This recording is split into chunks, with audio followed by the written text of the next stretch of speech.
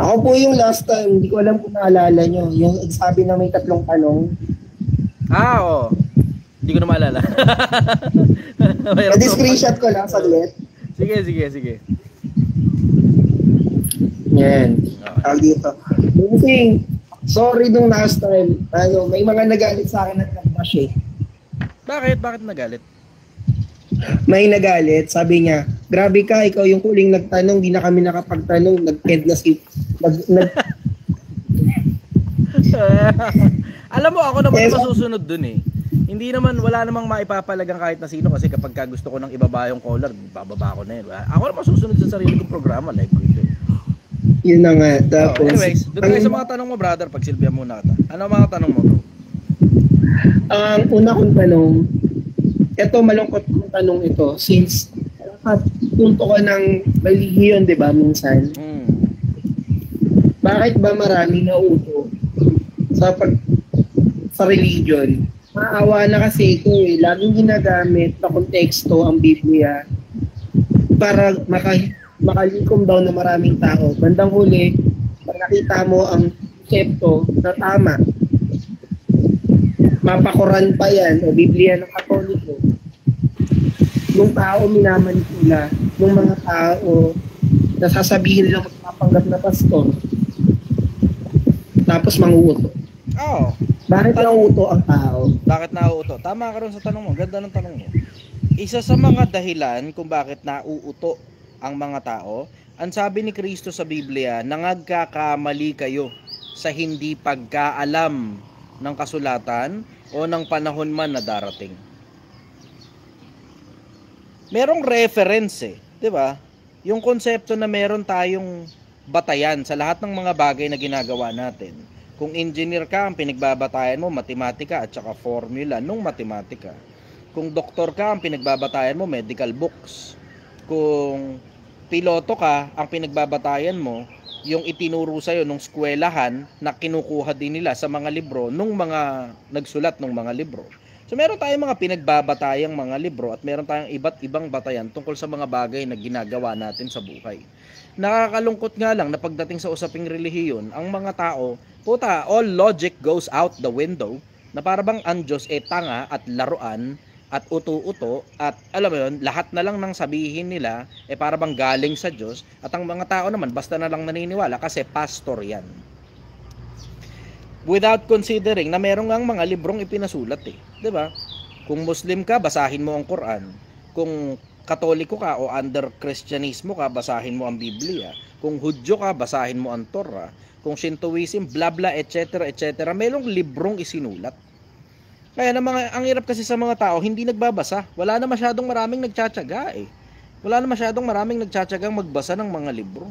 Pero tinan mo, isipin mo sa buhay na to, halos lahat ng bagay na maiisip mo bilang ordinaryong taong bayan, dahil hindi ka naman, alam mo yun, hindi ka naman rocket engineer o kung ano bang bagong bagay, yung bagong industriya ang pinasok mo, ordinaryong taong bayan ka lang, lahat ng maiisip mo, meron lang nagsulat ng libro tungkol dyan. Pero mga taong mahilig sa trial and error mahilig sa hula-hula O ngayon, syempre, dahil ang mga tao mahilig sa hula-hula, pagpasok ngayon ng isang pastor na alam na siguradong-sigurado siya sa bagay na ginagawa niya at sinasabi niya, kahit hindi naman totoo yung pagkasigurado niya, sinasamahan lang ng confidence sa mga tao naman paniwalang-paniwala. Without considering na may mga libro nga na isinulat, so mangguni ka muna ron sa libro. Tinan mo, kahit nga mismong, alam mo yun, kahit mismong Diyos yun ang sinasabi. Ang sabi sa Biblia, yung mga isinusulat ng kung iniisip niyo man na siya'y propeta o ayon sa Espiritu, ay kilalanin niya mga bagay na isinusulat ko sa inyo na pawang utos ng Panginoon. Kahit sa Biblia sinasabi, kilalanin mo yung mga bagay na isinusulat na inutos ng Panginoon. Diba?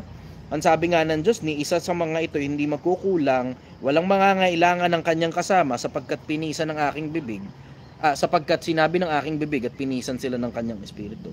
Isipin mo, ultimo Diyos nagsasabi magbasa ng libro Basahin mo yung libro na ipinasulat ng Diyos.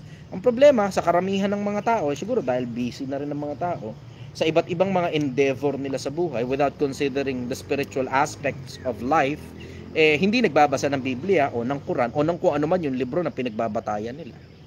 Doon nagkakaproblema eh. Kaya nagkakaproblema kasi nag-iimbento tayo ng kanya-kanyang doktrina natin tungkol sa Diyos. Kung tayo naman hindi nag-iimbento, naniniwala tayo sa mga pastor na nag-iimbento lang ng kung ano-anong klase ng mga doktrina tungkol sa Diyos. Doon nga ako namamangha eh. Sabi ko sobrang titigas ng mukha ng mga pastor na to para mag-imbento ng mga bagay na sinabi daw ng Diyos. Pero totoo, pag hinanap mo sa Biblia yung mga ibang bagay na pinagsasabi ng mga pastor, wala sa Biblia eh. Wala sa Quran eh. Wala nga silang batayan doon sa ibang mga bagay na pinagtuturo nila eh. Puta, yan hindi ko maintindihan eh. Bakit ganun? Pag pupunta kang palengke, titingin kang karne kasi kami tumitingin kami ng karne. May tingin kaming gulay, may batayan ka. O pag medyo dilaw na ng konti, yung dapat green, wala na sa hulog yan.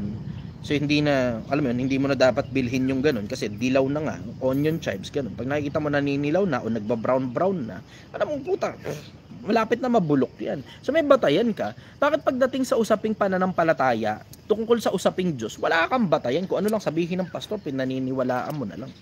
Sa katamaran kasi sa pagbabasa ng mga libro yan eh. Yun ang masasabi ko ron, brother. Sa katamaran sa pagbabasa ng mga libro. Follow up question, brother. Natatakot ako magtanong ulit. Baka may magalit kasi ulit eh. Hindi, go lang. Akong bahala, brother. Pabayaan mo sila kahit magalit pa sila. Hindi naman importante yung galit ng mga tao. Importante yung galit ko. Pag ako nagalit sa'yo, bababa kita dyan. So, bagay, punto ko nga dyan. Ito po yung gusto ko namang itanong. Ito hindi ko maintindihan. Bakit ang tao madali sa konsepto na lagi nilang nilalait yung babae pag nagsuot ng ganitong damit, pag ang tingin na nila masama. O pag ang lalaki may tato, ito na kaagad ang tingin nila. Kumbaga, ang masakit dito, kapwa Pilipino gano'n ang tingin niya sa sarili niya. Pero pag foreigner, astig, cool, maganda. Tapos kapag kabataan naman, lagi nila sinasabi na kasalanan ng kabataan, hindi na aalagaan. O kasalanan ng gobyerno. Teka, isa lang muna, isa-isa. Kung tayo sa isa-isa lang muna, ano eksakto yung tanong mo? Kasi maraming saka na yung tanong mo eh. Morality. Ano tungkol tungkol sa morality? Bakit ang tao ang bilis maghusga? Okay lang 'yun. Okay lang 'yun. Wala naman ako nakikitang problema dun sa ang mga tao ay mabilis humusga eh, 'di ba? Nagkaka-problema lang naman dun sa paghusga mali. Kung mabilis humusga, tama husga, walang problema ron. Wala akong nakikitang problema ron. Kasi tinan mo, halimbawa, ito, bigyan kita maganda halimbawa. Halimbawa, matinong lalaki ka, tapos pili ka ng jowa. Ito na lang, magulang ka, ang anak mo lalaki, tapos ang pinili ng jowa, naka-pek-pek shorts palagi. Tapos plunging neckline, tapos nakita mo, lawlaw na ang suso, tapos yung anak mo bata. Payag ka, yun ang jowa ng anak mo. Diretsa lang, hindi mo kilala yun ha, hindi mo kilala. Hindi mo kilala, kasi pinili wala kang anak mo. Diretso ko sagot. Kasi pinili ng anak ko yun. Gaano ka kasiguradong tama ang pili ng anak? Diba? Sasabihin ko, ang punto ko doon is, pinili niya yun, bilang lalaki, sabi mo nga, kung ano yung pinili mong pakasalan, gampanan mo na bilang lalaki. Ang trouble mo dyan, wala kang malay, nakuha niya pala sa club. Payag ka. Okay lang din. Okay. Minahal niya lang buo eh. Okay. Wala akong magagawa. Ngayon, halimbawa, ang anak mo naman babae. Tapos alam mong sira ulo yung lalaki. Payag ka. Wala rin ako magagawa. May magagawa ka. Tandaan magagawa ko lang kapag gumawa siya ng karumal-dumal. Kapag ang anak ko ginahasa niya, ipakulong ko siya. Aantayin mo pa? O isang tingin, meron ka na kagad masasabi. Walang ka-ipokritohan, brother. Diretsahan lang. Walang ka-ipokritohan, diretsahan. Okay. Bagay na nagustuhan ko sa'yo. Diba? Huwag tayo pa ka-ipokrito, Brad. Diretsahan lang. Kasi pag nagkaroon ka ng anak at teenager ang anak mo at lalaki ang anak mo at nakakita ka ng babae na, alam mo yun, masyadong maikli ang suot, tapos plunging neckline, tapos lawlaw na ang suso, tapos alam mong nakuha niya sa club yung babae, alam mo na. Magsasalita ka kahit papaano. Kahit unsolicited advice, kahit man lang opinion kung hindi man advice. Magsasalita ka. Ganon din kapag ang anak mo babae at alam mo si Raulo yung lalaki. Hindi mo gugustuhin ang anak mo mapasama. At normal naman yun, brother. Normal yun. Bakit? Kasi yung konsepto na minsan isang tingin pa lang. Kahit papaano may konting hunch ka na. At minsan alam mo tama yung hunch mo. Halimbawa, ito, bigyan kita ng magandang halimbawa. Ito, diretsahan lang. Okay. Walang kaipokritohan. Ako na gagamitin kong halimbawa sarili ko. Halimbawa, hindi mo ako kilala. Tapos ganito buhok ko. Tapos ganito singsing ko. Tapos nakita mo ganito to. Tapos nakita mong ang itsura ko wala sa hulog. Tapos nakasalubong mo ako sa madilim na iskinita. Tutuloy ka pa. Hindi kasi ako nag-usufbi. Diba? Ngayon, tignan mo, hindi ka makasagot ng diretsong oo. Hindi ka rin makasagot ng diretsong hindi. Hindi, wait lang. May sagot ako doon. Sabi ko, hindi kasi ako na nanghuhusga. Kahayaan kong yung question yung magpasya. Ako diretso, nanghuhusga ako until proven otherwise. Diretso lang. Nanghuhusga ako until proven otherwise. Kasi yung husga ko naman para sa sarili ko lang eh. Siyempre, pag sinabi mo na sa tao yan, ibang usapan na yan. Diba? Pag sinabi mo na yan, ibang usapan na yan. Pero deep down, alam mo sa sarili mo na meron kang husga, meron kang opinion tungkol sa mga tao, depende sa itsura nila and how they present themselves. Diba? Basic principles lang eh. Yung konseptong alam mo na kapag ka may mga tattoo sa mukha, alam mo at hindi na ako magsasalita ng alam mo. Okay. Kasi halos lahat ng tao pare-parehas yan. Until proven otherwise at nakilala mo talaga yung tao at nakasalamuha mo talaga yung tao, ibang usapan yun. Pero alam mo yung sumakay sa jeep puno ng tattoo sa mukha, tapos malaki yung mata, tapos namumula, tapos lingon ng lingon. Diba? Gets mo yun? Alam mo kayo, Brad eh. Diba? Kaya sabihin, napaka-judgmental naman. Hindi pagiging judgmental yun. Survival yun. Ang tawag doon ng tao, instinct. Kaya tingnan mo, pansinin mo, ang normal sa tao, ito normal sa tao, naghahanap ka ng mali sa kapwa-tao mo. Yun ang normal. Normal sa tao yun, maghanap ka ng mali sa kapwa-tao. Bakit? Survival yun eh. Ang normal sa tao, maghanap ka ng negatibo, maghanap ka ng mali. Bakit? Kasi yung konsepto lang noong mga panahong caveman pa tayo, pag nakakita, kumakaluskos. O syempre, kabado ka na kagad. Mamaya, kainin ka nung kung ano man yung hayop na nandun na nagiging cause ng pagkaluskos. Ganon yung konsepto. It's all about survival, brother. At understood na yun. Naiintindihan ko yun. Bago pa maging ganito yung itsura ko, naiintindihan na yun. Understood ko yun. Ang naiintindihan ko na pag pumasok ako sa isang hotel, pumasok ako sa isang establishment, at mukha akong leader ng sindikato, alam ko na di ba, pre-frisking nila ako ng hustong-husto, at hindi ako basta na lang makakalampas. Tanggap ko na yun, brother. Tanggap ko na yun. At sigurado, marami rin namang mga taong may tattoo sa katawan, natanggap na nila yun. Ngayon, pag hindi mo patanggap yung ganong konsepto, bago ka pa magpalagay ng tattoo, huwag ka muna magpalagay ng tattoo. Diba? Pag hindi mo patanggap yung konsepto na mahahatulang ka ng mga taong simbahan sa pagsusuot mo ng pekpek shorts, huwag ka magsusuot ng pekpek shorts. Diba? Basic principle yun eh. Basic principle yun eh. Bakit? Kasi lahat ng kilos natin hinahatulan ng mga tao. Lahat ng suot natin hinahatulan ng mga tao. Lahat ng ikinakabit natin sa katawan natin hinahatulan ng mga tao. At normal yan, brother. Normal yan. Ako masasabi ko diretso, normal yan. Wala akong nakikitang mali dun. Nagkakatalo na lang yan pag sinabi mo na. Ibang usapan na yan. Na tangina, naka-pek-pek shorts ka, pok-pok ka, no? Ay, mali, sablay ka na dyan. Kung ano man yung ideya mo sa isip mo, keep it to yourself. Diba? Hanggang makakausap mo yung tao, tapos you get a bigger picture of who this person is. Ganun.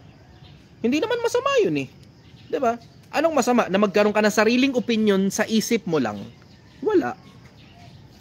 Sarili mong opinion yun, nasa isip mo lang naman eh. Nagkaka-problema ka lang dyan, nagkaka-issue ka lang dyan sa kapwa-tao pag sinabi mo na yung kung ano man yun nasa isip mo. Diba? And that's where professionalism comes in. You choose your actions and words based on how people will react rather than based on how you really feel. Diba? pipiliin mo yung mga kilos mo at saka mga salita mo. Nakadepende kung paano mo gustong mag-react yung kapwa-tao mo, hindi nakadepende lang sa gusto mo lang sabihin o sa nararamdaman mo lang. Basic. Okay. Ako din naman ako hipokrito eh. Lahat tayo may kanya-kanyang hatol sa isa't isa. Until proven otherwise, we are keeping our judgments towards people. Maliban na lang mapatunayan na hindi naman pala masamang tao dahil nakilala mo na. Pero alam mo na automatic din at alam din naman ng mga magtatattoo yan. Bago sila magpatattoo ng kahit na ano sa katawan nila, alam na nila simple yan, hahatulang ka ng mundo tungkol sa tattoo mo sa katawan. O dapat makunat ang balat mo. Bakit? Kasi kung mabuhay ka at malambot ka pala at konting hatol lang pala sa'yo ng tao tungkol sa bagay na may tattoo ka sa katawan, tiklop ka na kagad, huwag ka muna magpatattoo. Bakit? Masasaktan ka lang. Masasaktan ka lang. Kung importante pala sa'yo sasabihin ng ibang tao, alam mo na may sasabihin ang tao pagka ginalaw mo balat mo. Basic. O pag pinakita mo yung mga bagay na hindi mo dapat pinapakita, basic din. O ngayon, kung malambot ang puso mo at madali kang ma-offend, huwag. Spare yourself the heartaches. Malaking sakit ng ulo yan eh. Yun nga yung tinatanong sa akin ng mga magpapatattoo pa lang eh. Syempre, ako naman, obligasyon ko naman sabihin sa'yo na ang Diyos hindi pumapayag na magpatattoo ka. Haram yan sa Muslim. Sa Biblia naman, nasa Levitico, hindi rin pinapayagan ng pagpapatattoo. Pero nasabi ko na sa'yo yun, and then that's completely up to you. Para sa'yo na yun, hindi naman ako para pagbawalan ka. Kasi ako personal, wala akong opinion tungkol dyan sa tattoo eh. Diretso, kung hindi lang talaga ako si raulon tao, na mahahalata kapag ka nagpatattoo ako, baka puno na ng tattoo ang buong katawan ko. Diretsahan lang. Diretsahan lang. Kasi yun ang problema eh. Ando kasi ito sa pamilya ko ng Katoliko. Tapos, yung ko pa, tuhin ko seminarista. Yeah. Kaya, nagtatalo yung utak ko eh. Kung gusto ko magpatato. Kaya ayun yung tinanong ko talaga You just have to know the factors to consider. So, ang factors to consider ganito. So, ang magulang mo hindi pumapayag. Diba? So, malaki possibility, seminarista yung mga yan, alam mo na, may sasabihin niya bla bla. O ngayon, gaano kakunat ang balat mo sa bla bla? Kung makunat ang balat mo, bahala ka. O ngayon, isa pang factor to consider, ang Diyos hindi pumapayag na patatuan, palagyan ng kudlit at palagyan ng tanda yung katawan. O kung wala ka naman pakialam doon, bahala ka, wala namang issue rin eh. Diba? Wala namang problema rin eh. Basta alam mo yung factors to consider, tapos palagay mo yung reward mas malaki kaysa sa risk, and then you do you. You do you. Ganun lang, risk versus reward ratio lang, brother. Bossing, ang sinagot ko kasi, wala kayong pakialam, katawan ko na to. Totoo. Tama ka naman dun. Yun. Kung makunat ang balat mo, wala kang pakialam sa utos ng Diyos, wala ka rin pakialam sa opinion ng mga tao, then go ahead. Ikaw naman yan eh, you do you. Katawan mo naman yan eh, sa'yo ipinahiram yung katawan na yan. Diba? Ganun lang yun. Para ako, sa akin, makunat ang balat ko eh, diba? So alam mong ganito yung bunganga ko kasi makunat talaga yung balat ko. Lahat naman tayo may kanya-kanyang diferensya ng utak eh. Lahat tayo may kanya-kanyang gustong ikabit sa katawan natin. Nagkakatalo na lang yan kung gaano katibay ang balat mo. pagka balat sibuyas ka, hindi pwede. Daan-daan ka lang kasi sasakit talaga ang puso mo pag narinig mong isinusumpa ka ng kapwa-tao mo, diba? Ganon, gets mo? Yes. Follow-up question. Parang, follow-up question. Bakit, magalit na sa akin kung may magagalit. Sige. Bakit paulit-ulit ang political dynasty sa Pilipinas? Kasi paulit-ulit na binobota ng mga tanga eh. Ang kapangyarihan nasa taong bayan. Hindi nga lang nare-realize ng taong bayan na nasa kanila ang kapangyarihan. Diba? Wala tayong magagawa. Binoto ng mga tao yan eh, diba? Ang mga tao naman makakapili kung sino gusto nila. Ang problema kasi, yun nga yung sinasabi ko, kapag tumanggap ka ng pera galing sa politiko, kinakampanya mo pa yung politiko dahil sa pakinabang na nakuha mo, babawiin pabalik ng politiko yan pag nahalal na siya. Diba? Ganun lang naman yun eh. Kaya nga sabi nga nung iba, bantayan ninyo kung sino pinakamalaki ginagastos sa politika. Yung mga yan na siguradong corrupt. Yan ang sabi nung iba eh. Ako naman, diretso, puta, sa akin diretso yung politika, showbiz lang yan para sa mga pangit na tao eh. Politics is showbiz for ugly people. Sila na mumuno sa bansa natin. Pero at the end of the day, wala naman diretsong kinalaman yung mga politiko na yan sa kakainin mo bukas eh. Wala nga silang pakialam kung mamamatay ka na ba eh. Diba? Maliban lumapit ka sa kanila, hindi yang mga yan pupunta sa'yo kapag tapos ng eleksyon para, kamusta kamusta ka, kamusta ka, buhay ka pa ba, may pagkain ka pa ba.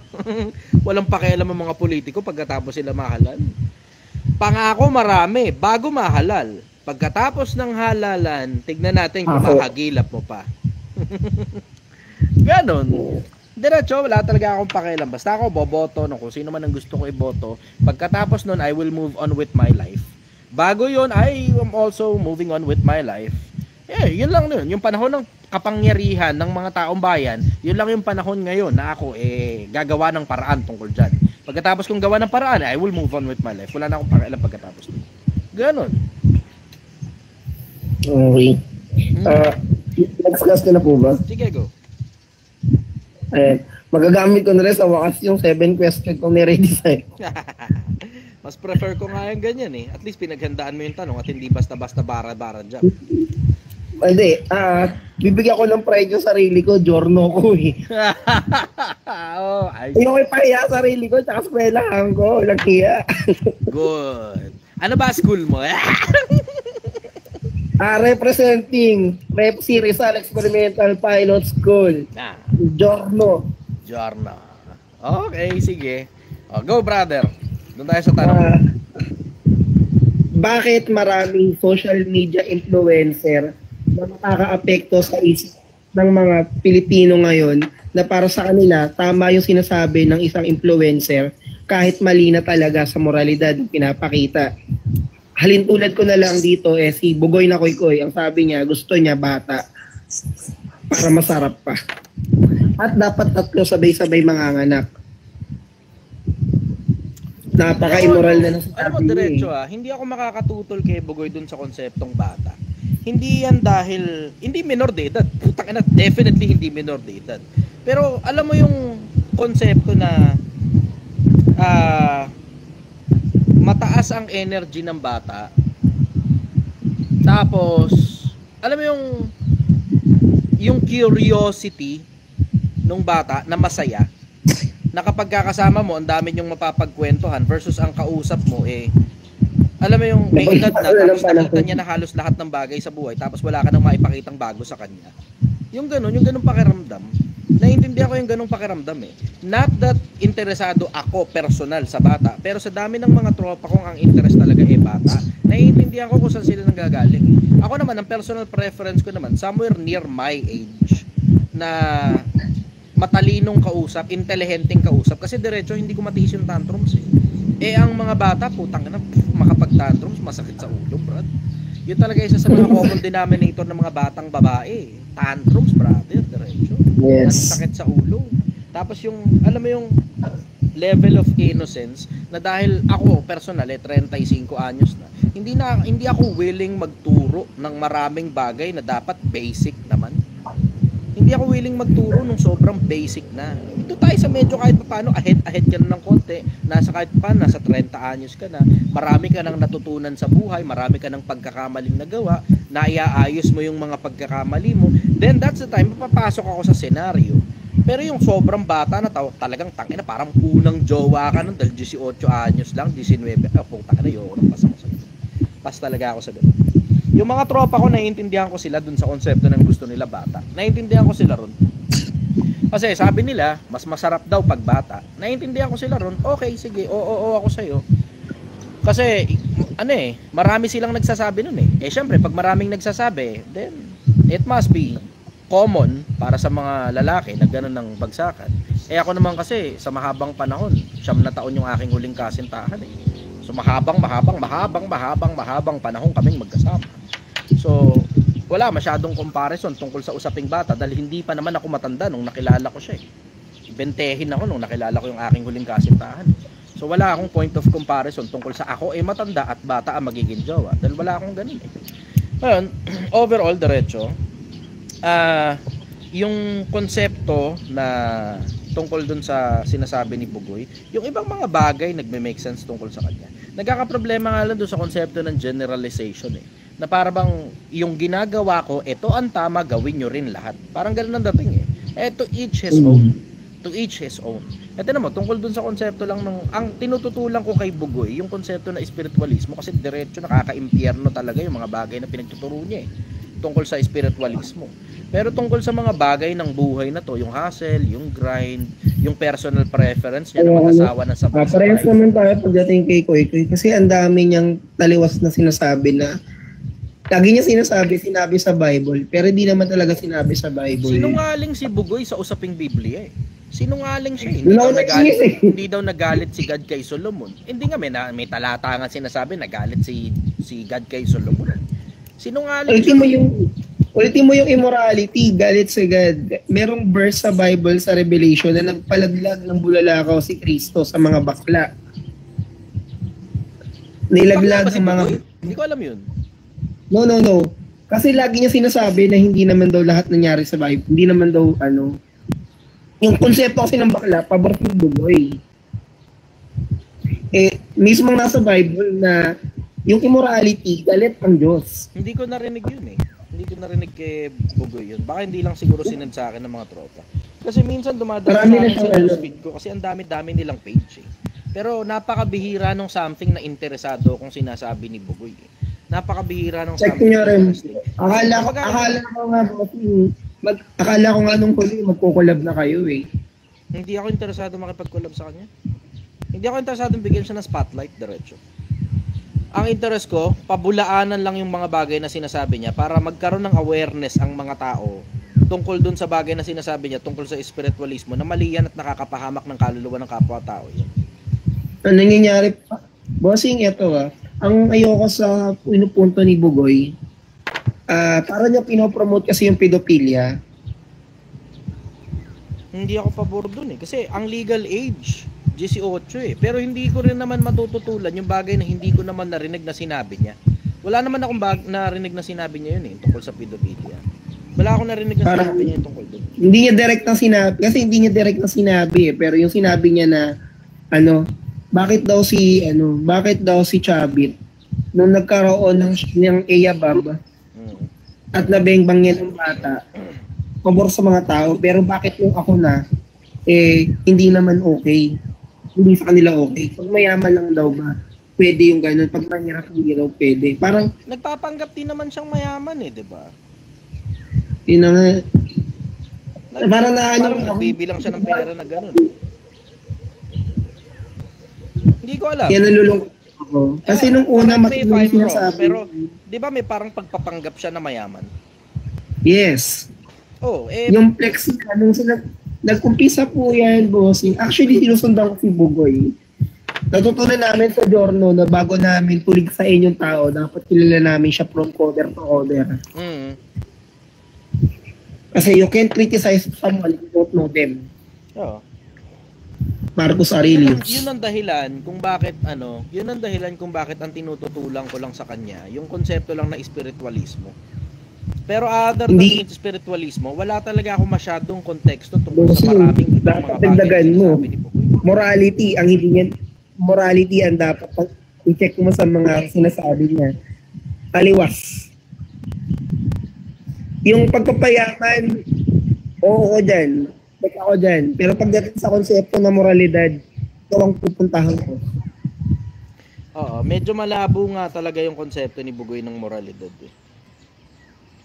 Malabo eh. Medyo malabo yung konsepto niya ng moralidad. Pero ang pinakamalaking tutol ko talaga sa kanya is spiritualismo. Kasi nakakapahamak na ng kapwa-tao yung tungkol sa mga bagay. Ay, sinasabi niya na hindi raw nagalit si Gachiki Solomon eh. Pinarosahan nga si Solomon. May talata nga nun eh. Nasa unang hari eh. Hindi yan kasi ang hirap kung ano lang ang maisip niya, nilalabas niya eh. Nakakalimot siya na sa social media, inuungkat ng mga tao yung mga bagay na pinagsasabi mo. Kumakalat din yun, parang virus eh. At yun mo, katulad nun, wala daw sinabi si God na, hinamon pa niya nun si Franklin Mayano eh. Sabi niya, humanap ka, ginaganon niya eh. Sabi ni Franklin Mayano, di ba sabi sa Bible, huwag ka mag-aasawa marami. Walang ganun yung sinabi sa Bible, humanap ka. Malas ni Bugoy, may Chichester sa Pilipinas nagbabasa ng Bible. Paano na? Wait, with concept of the name. Gusto ko lang malaman saan galing yung Chichester. Kasi syempre, hindi nang binigay ng magulang mo. Apelido ko yun. Diba? Yung Chester. Chichester mismo. Apelido ko yun. So, hindi ka Pinoy. Pinoy ako. Nalilito ako kasi yung Chichester, hinahanap ko ngayon, lumalabas Briton. Basta apelido ko yun.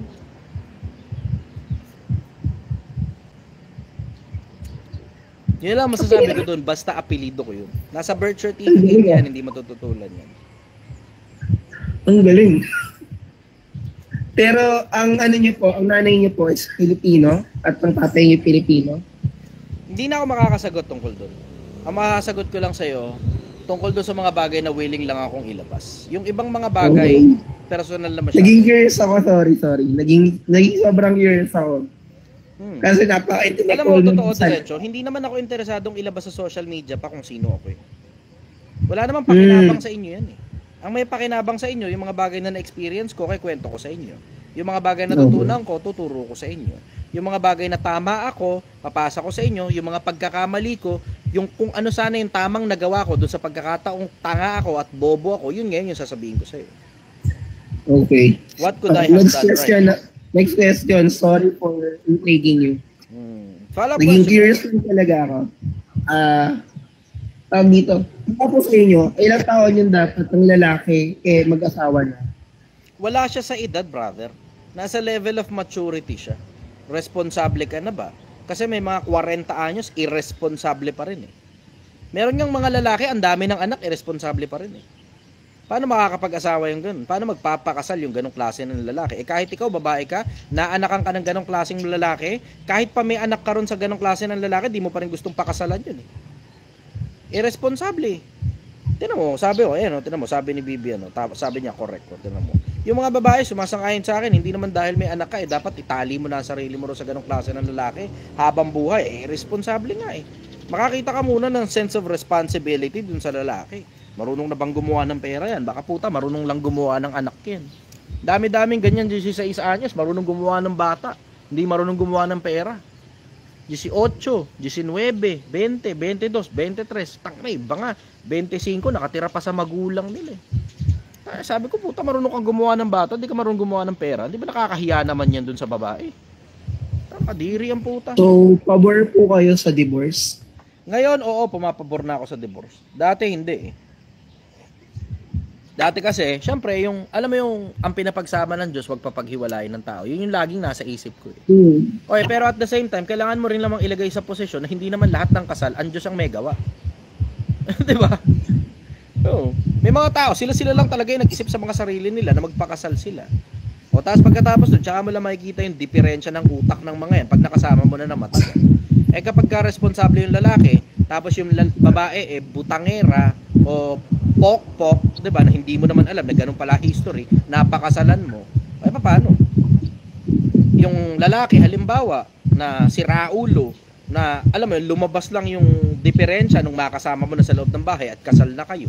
Paano? 'Di ba? Kawawa naman yung mga tao na yun. Lalo ang pinaka I will say kawawa, yung konseptong hiwalay na kayo at matagal na kayong hiwalay. Di ka man lang makapagpakasal ng bago. 'Di ba? Matagal na nga kayong hiwalay eh. Yung isa may ka-live-in na. Ikaw may ka-live-in na rin bago. Parehas na kayong may kasama ng bago sa buhay. Tapos hindi man lang kayo makapagpanalify. Tapos sa mabigat nun, gawa kayo ng asset ngayon nung bagong kasama mo sa buhay. Pagka namatay ka, hahanapin pa rin yung ex mo eh. 'Di ba? Kawawa naman yung kasama mo sa buhay ngayon. Ganun ang labas nun. So ngayon, pumapabor na ako sa diborsyo. Pero for the longest time, hindi talaga ako pumapabor sa diborsyo. Yun ang masasabi ko nun. Follow-up question, brother. Medyo okay lang po ba kung medyo mapapalalim yung tanong ko? Okay. How about bunga ng rape, pina-abort? Bunga ng ano? Bunga ng rape, tapos pina-abort. Pwede mo namang ipaampon eh. Kasi tignan mo, pwede mo nga pagkakitaan yung bata, benta mo na lang, at least buhay yung bata. Hindi naman nangyari sa akin. Sabi naman, sobra ka naman, Chester, benta yung bata. Ganun yung nangyari sa akin eh. Binenta ko na nanay ko eh. Hindi naman galing sa rape. Pero binenta ko na nanay ko. Di ba, wala siyang pera eh. Oh. Ay, tignan mo naman naging epekto ngayon. Tanungan ako ngayon ng taong bayan. Oh, isipin mo. Galing. Ngayon ko lang nalaman yun, bossing. Oh, ngayon, alam mo na. Ludo ako tayo. Oo. Ibig sabihin, Sa nanay ko yun, kasi hindi ako pinalaglag. From the very young, naging matigas na pala buto mo. Oh, sukat ang palaki ba naman sa akin ng matanda? Hindi ka namin tunay na anak, pero minamahal ka na parang totoong anak. Hindi ka ba naman, alam mo, inaasar ka ng mga klase mo na ampon, inaasar ka ng mga pinsan-pinsanin mo, ampon. Puta ka, buti nga, ampon eh. Nung malaman-laman ko yung kwento, puta, binili pala ako eh, hindi ampon yun, binili. Diba, parang ang gamit na binili.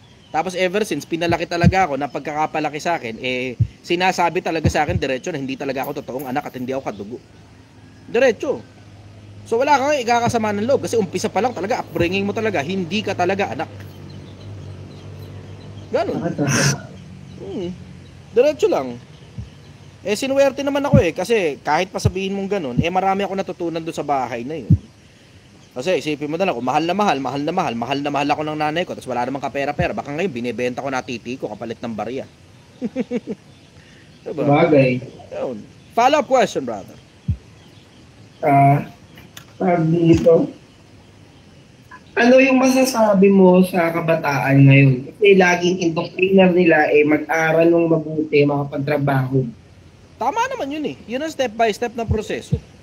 Aral ka mabuti, kuha ka diploma. Pagkatapos mo magkaroon ng diploma, apply ka trabaho. Pag napopromote ka na, dadami pera mo. Pag dumami pera mo, dapat matuto ka ng financial management para makaipon ka. And then you get to do anything you want to do in life pag may pera ka na. Pwede ka magnegosyo, pwede ka mag-freelancing, pwede ka mag-investment, bahala ka na kung anong trip mo. Kung gusto mo mag-aral uli ng panibagong kurso, pwede. Kung gusto mo magpalalim sa pinag-aralan mo, may pera ka na. Tama naman yun, hindi naman mali yun, brother eh. Okay. Okay ka na, okay. O, iniisip mo, mag-business na naman. Iba kasi concept ko eh. Ano lang sa isip mo? Sa akin kasi, masyado tayong natali sa education system na minsan paurong. Dapat paabante. Kung yung educational system, do you have an alternative sa educational system na paurong? Manatili kang bobo, mag-testing ka on your own ang hindi subok? Yung educational system na yan, marami na nagawa, abogado yan, doktor yan, piloto, engineer, architect, at lahat ng klase ng kurso, doon talaga ang punta mo at doon talaga ang bagsak mo pag nag-aral ka sa paurong na sinasabi mong educational system. Versus alternative? Ang alternative, mag-testing ka, magpanggap kang alam mo, ginagawa mo sa mundo. Yun ang alternative. Katulad ng sinasabi ng mga influencer ngayon, huwag ka na mag-aral, dumiskarte ka na lang. Yan ang alternative, dumiskarte.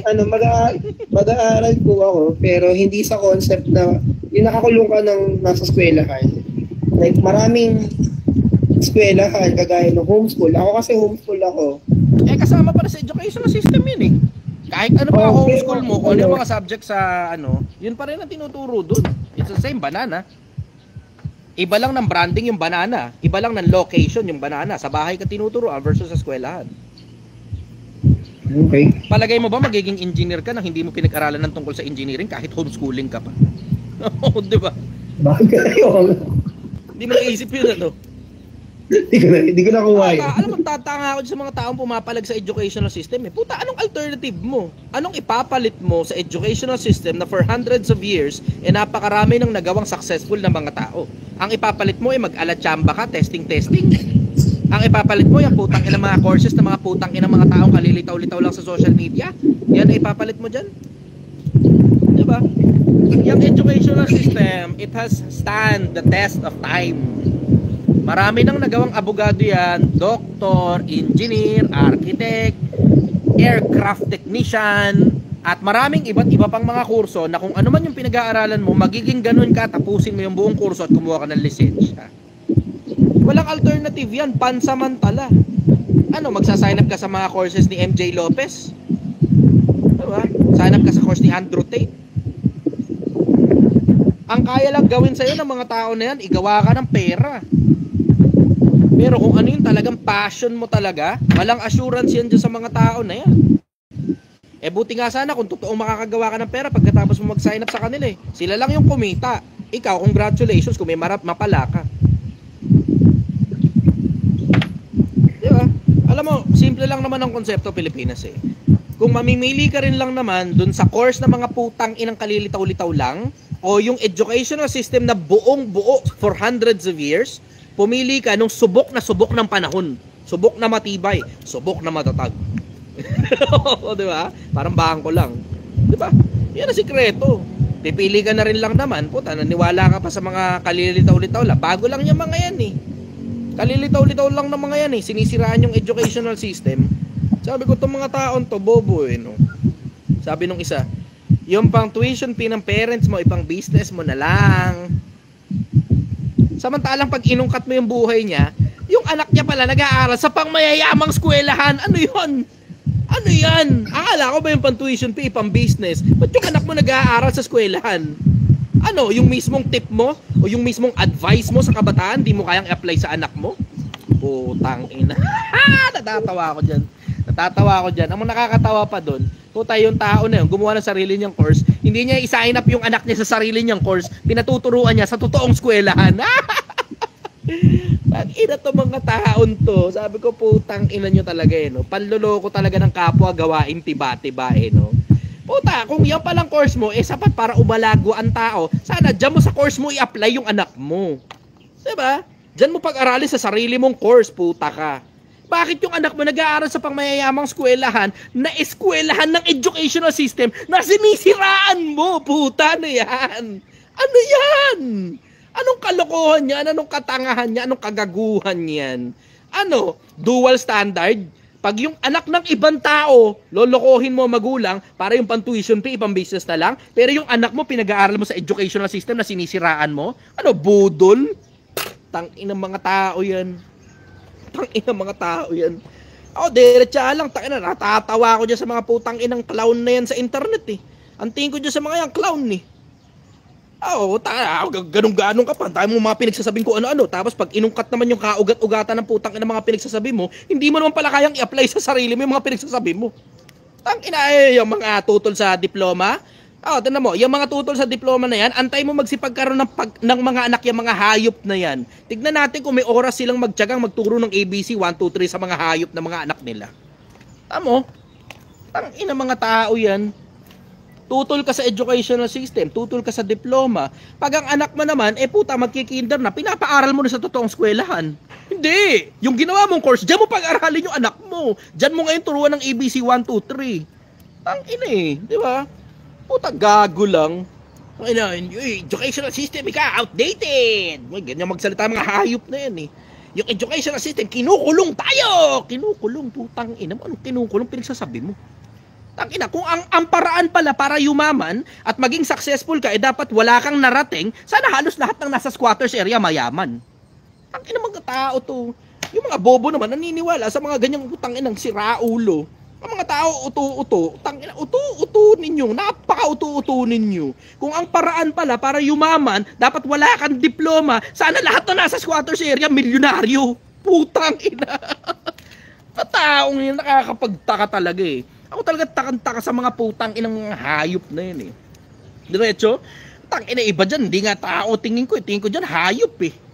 Tangina, pinagluloko mo kapwa tao mo. Putang inang yan, yung mismong ina-advise mo sa tao, hindi mo kayang i-apply sa sarili mong anak.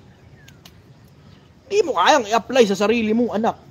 Ngayon, pang-tuition fee mo, ipang-business mo na lang. Ete na mo, yung mga gagong yan, kausapin mo anak ng mga hayop na yun. Tapos, kumbinsin mo, sabi ng tatay mo, yung pang-tuition fee, ipang-business na lang daw.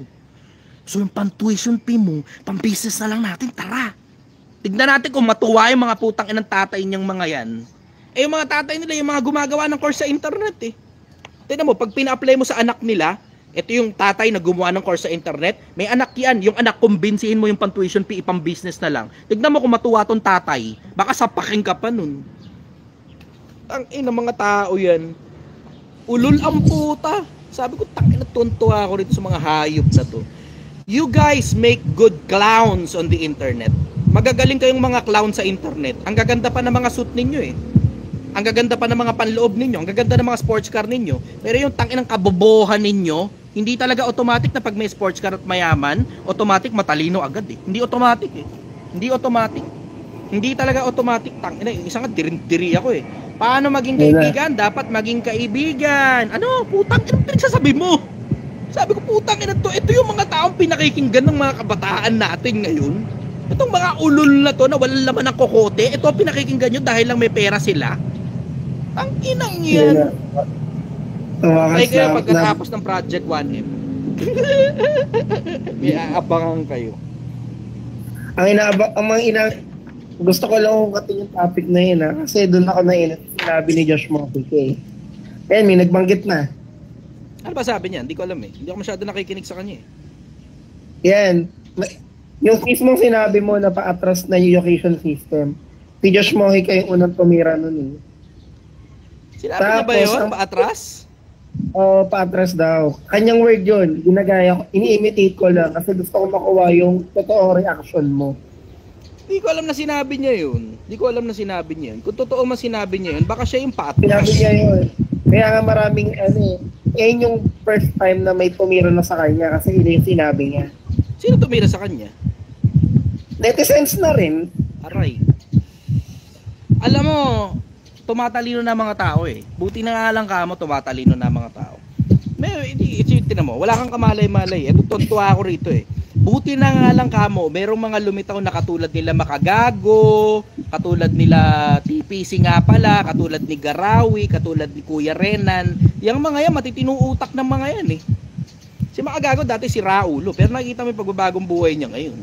Buti na nga lang kamo, lumitaw yung mga ganyan sa internet eh. Kung hindi lumitaw yung mga ganyan sa internet, ako putang ina mo, puro mga katulad ng mga putang inang networker na wag ka na ikang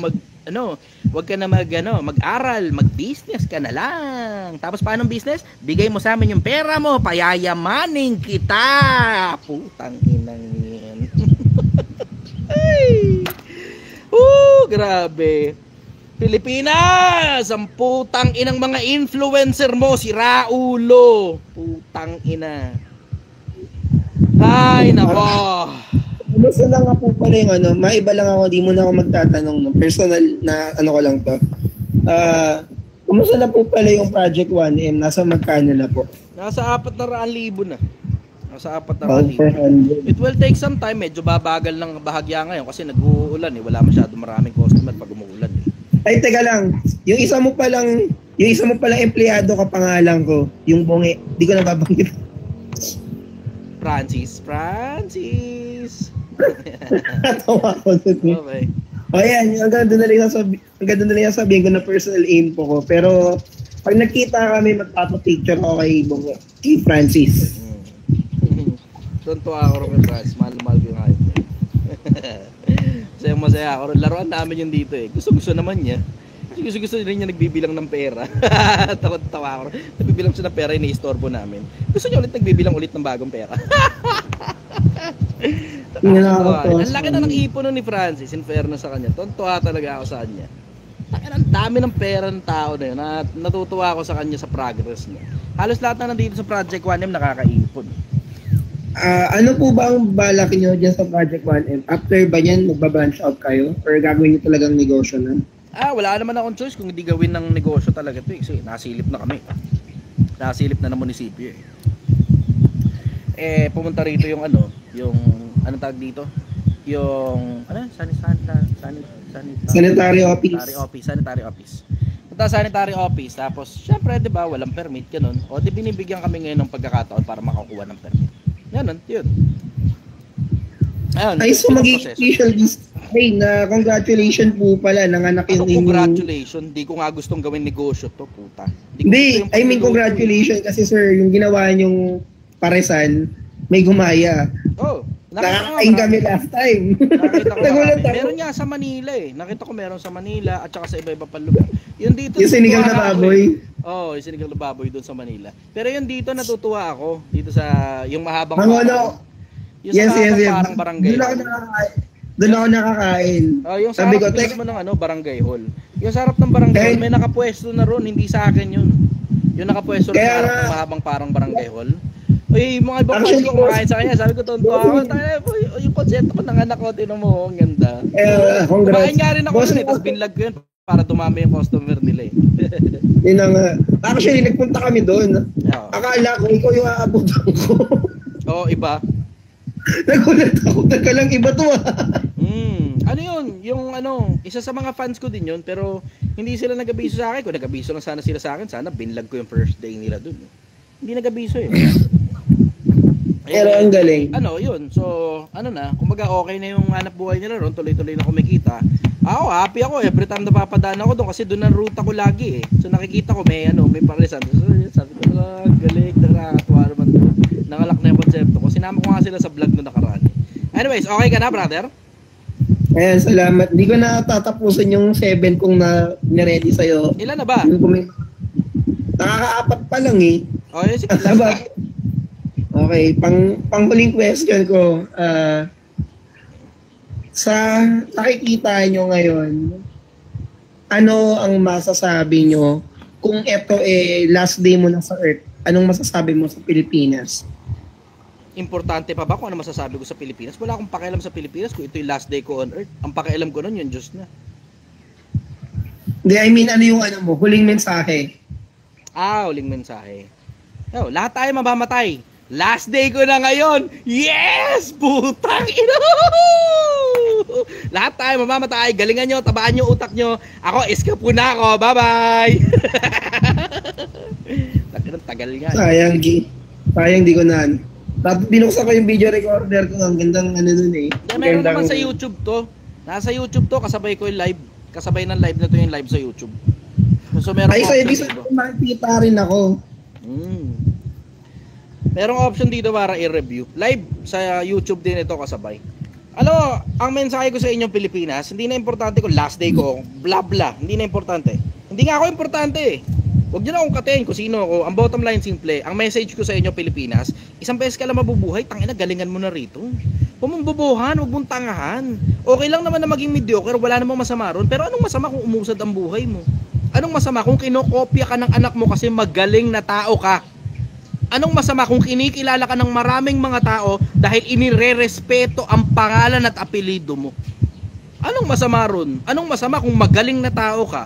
Anong masama kung respetado ka? Anong masama kung may pera ka? Anong masama kung sikat ka? Anong masama kung kinikilala ka ng halos buong mundo parang katulad ni Rizal? 'Di ba? Anong masama? Lalong-lalo na, anong masama kung iniidolo ka ng sarili mong anak? Na yan ang susunod sa lahi mo. Wala masyadong nag-iisip ng ganun eh. Na ikaw, magulang, pinapanood ka ng anak mo. You make sure that you put on an outstandingly good show. Na dapat ikaw ang pinakapaboritong pinapanood ng anak mo. Dapat ikaw ang idolo ng anak mo. Kasi kung ano ang puno, siya ang bunga. Nakita ng anak mo, mediocre ka, mediocre din siya. Nakita ng anak mong ginalingan mo, ginagalingan din ng anak mo kasi kinokopya ka niya. Ginagaya ka niya. Wala masyadong nag-iisip ng ganun. Wala masyadong nag-iisip ng ganun. Yun ang message ko sa taong bayan. Okay ka na, brother? Maraming salamat. Maraming salamat, boss. Thank you very much, brother. Okay, next tayo. Tubig muna ako kasi nanalaytay na sa dugo ko yung kape. Sakit na ng lalahugan ko. Ang sakit din ng ko, ng acid reflux ko. Ito, Lingas JP.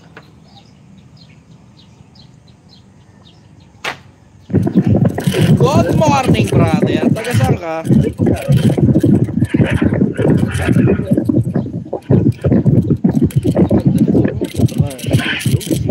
JP, saan ka? Taga saan ka? Gusto sir, narinig ko ba? Ayan, okay. Anong tanong mo? Ito kasi sir, gusto ko lang sana sermonan niyo ako eh. Takira, di naman ako pare para maneto. Okay, ano ba problema mo? Medyo may problema kasi ako ngayon sir kasi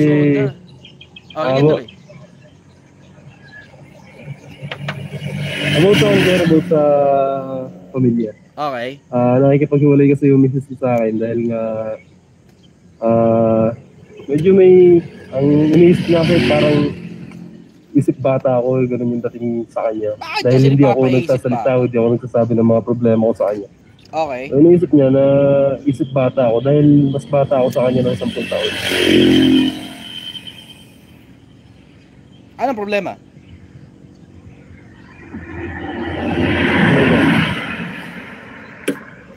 Yun, dahil hindi ako nagsasalita ng mga problema ko sa kanya. Hindi, hanapin mo kung ano eksakto yung reklamo. Madaling mag-generalize. Pero mas maganda kung hahanapin eksakto kung ano yung reklamo niya tungkol sa'yo. Tapos tsaka mo ngayon resolbahin isa-isa. Ganun ang pagresolba ng problema. Hindi yan generalization ng isip bata, bla bla. Ano ba nagresolba sa ganung klase ng komento? Tanungin mo eksakto ano ba reklamo mo. Ito mo, diretsuin mo ako ano reklamo mo. Isa-isahin natin ngayon lahat ng problema tapos re-resolbahin ko. Ganun. Yun. Yun ang sagot ko sa'yo. Ang ano kasi sir, ang una kasing problema sir, hindi siya nakikinig sa akin, hindi siya nakikinig sa akin. Hindi siya nakikinig, kumbaga mas may pinapriority niya yung sarili niya. May pera ka ba? Kaya ako naman, hindi na ako nagsasalita sa kanya. May pera ka? Yung sir, wala akong pera. Alam mo na, kaya hindi nakikinig. Mas malaki kinikita niya sa akin sir. Yun na nga, gawa ka pera. Trabaho ng lalaki gumawa ng pera, brother. Ngayon, ito naman ang problema. Sa inyong dalawa may problema eh. Siya, pumili ng bata. Ikaw naman, pumili ka ng mas may pera kesa sa'yo. Ano yan? Ba't mismatch yan eh? Anyari? Di sir, noong 2017, pareho naman kaming wala. Kumbaga, pareho kami nagsisimula. Yun nga lang, itong may dumaang gumanda yung dating doon sa trabaho niya. So ngayon, siya na mas maganda kumita. Ako naman, kumbaga, nag-resign sa dati kong trabaho, tapos panibagong trabaho na naman ngayon. Kumbaga, yung simula noon, hindi simula ulit ako ngayon. Kumbaga, para bang dating wala akong proseso. Hindi ako umaangat, pero siya mas umaangat na sa akin yun.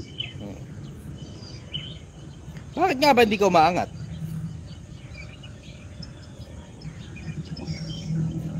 Sir, kasi trabaho sir.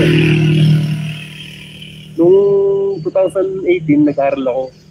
Teka, kwento mo nga muna sa akin yan. Makikinig ako. Hindi ako sa gilid sandali. Mabilis lang. Tuloy. Noong 2022,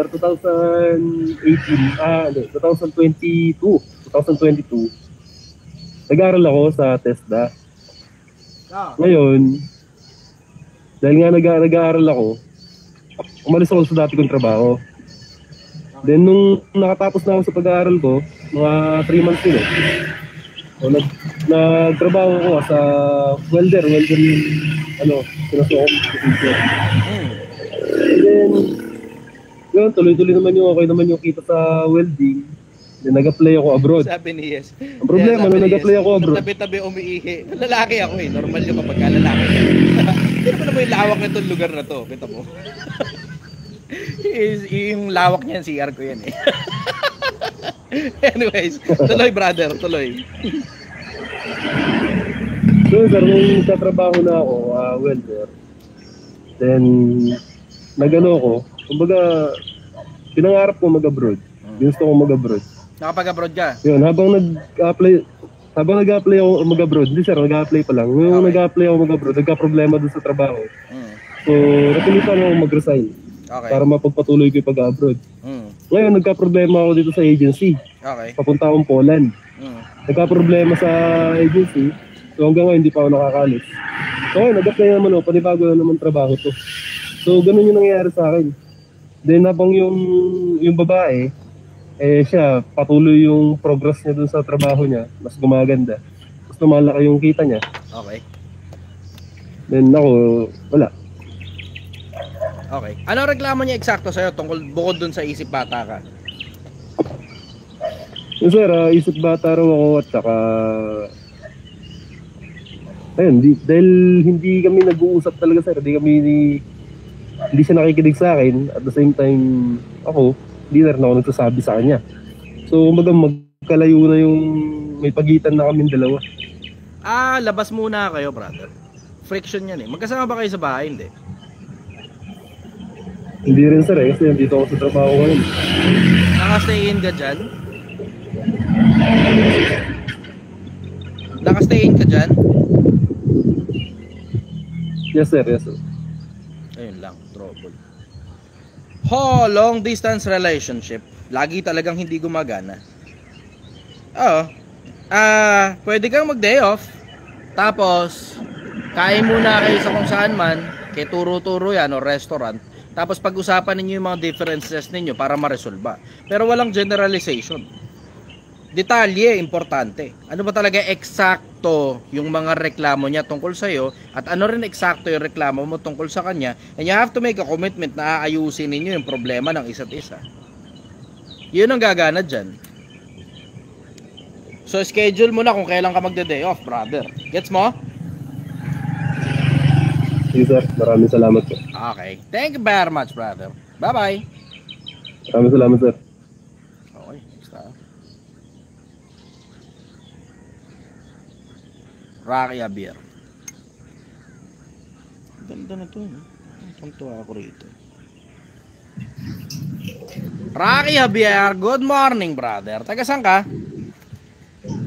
Hello po, brother. Ay, babae. Sister, hello. Good morning. Opo. Taga saan ka? Good morning po. Taga Quezon City po. Okay. Ano tanong mo? Wait lang po. Sige lang. Relax ka lang. Ako lang to.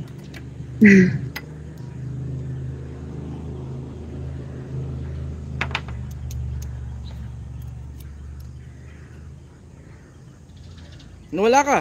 Nakamute. Ano? Hello, brother. Yan. Okay na. Go. Nga po. Saglit po. Sige. Saglit. Naglalakad ka yata eh. Baka madisgrasya ka. Tandaan lang. Saglit lang, brad. Ay, okay. Sanay naman akong pag-antayin.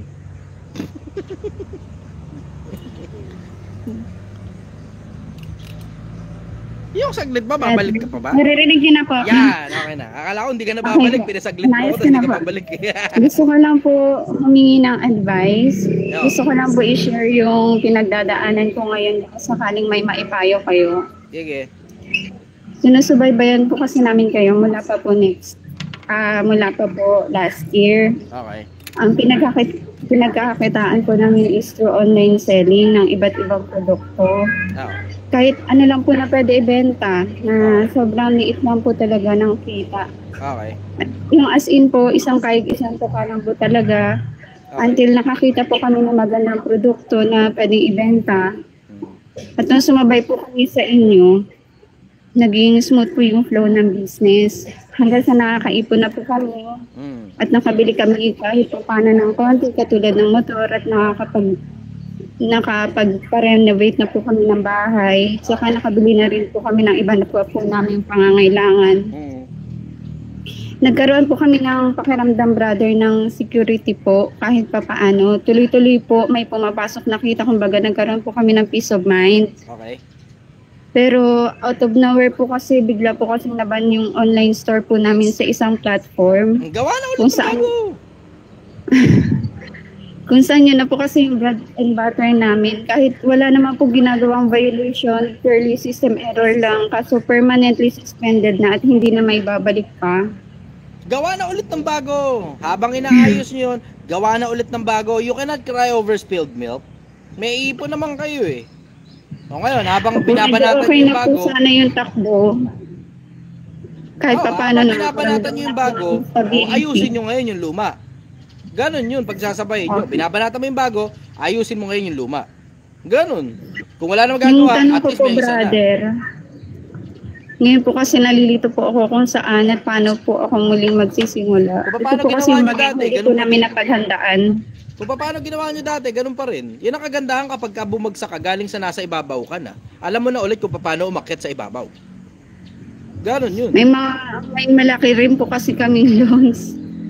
Tapos biglaan kasi yung nangyari. Doon kami kumukuha ng pang-araw-araw at kahit papaano naramdaman na rin namin yung stability. Nagulat lang po talaga. Ang sakit sa loob, brother. Ang hirap din tanggapin, lalo na't pinaghirapan talaga namin yun. Hindi ko po alam kung paano makakabangon mula sa ganitong sitwasyon. Ganyan din yung naramdaman ko nung nawalan ako ng Facebook. Hindi ko alam kung alam mo yun pero wala akong personal na Facebook. Dinali ni Facebook yung personal na account ko. Sa lahat ng mga pictures ko mula pagkabata, nandun. Lahat ng mga contacts ko, connections ko, nandun. Wipe out, lahat. Wala. Wala akong connections, wala akong mga pictures ng kabataan. Pati mga posts ko, nandun din. Gawa akong bago. Tapos yun na, move on na. Sabi ko, paano yung mga utang? O di mag-empleyado muna isa sa inyo.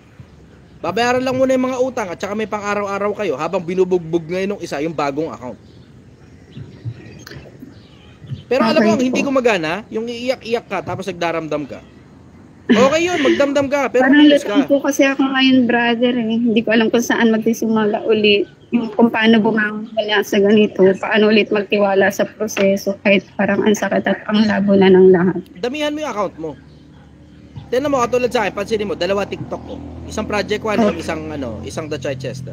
Tingnan mo yung Facebook ko, 3 yung Facebook account ko dati. Ngayon, gumawa na naman akong bagong Facebook account na naman at nasa 55,000 na agad, wala pang 2 buwan. Pansinin mo, hindi ako maabot ng 1 million followers. Pansinin mo, hindi ako maabot ng 1 million followers. Laging merong nangyayaring kakaiba. Kung ako nga, puta, sa akin yung nakuha yung idea ng tungkol sa pag-usad sa buhay. Di sa akin yun na rin kunan yung pag-bounce back, pagkataas madapa. Lagi akong dapa, hindi nyo napapansin, lagi akong dapa sa Facebook.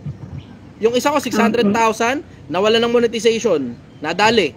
Laglag ngayon, lagatok, wala na yung 600,000. Tapos gumawa akong bagong Facebook, 200,000. Nadali na 300,000, nadali rin yun. Tapos gumawa akong isa pang Facebook, Project 1M by The Chichester. Ngayon, lahat ng 3 wala na akong access. Bakit? Personal na Facebook ko yung dinali. Ngayon, gumawa ulit ng bago na naman. Tapos 55,000 na lang yung followers. Wala akong pakialam kung ilan ang followers ko. Mananatili ako rito sa mahabang panahon hanggang mamatay ako. Ganon kasimple. Mananatili ako rito, gawa ng bagong account, gawa ng bagong account hanggang mamatay ako. Ganon gagawin ko.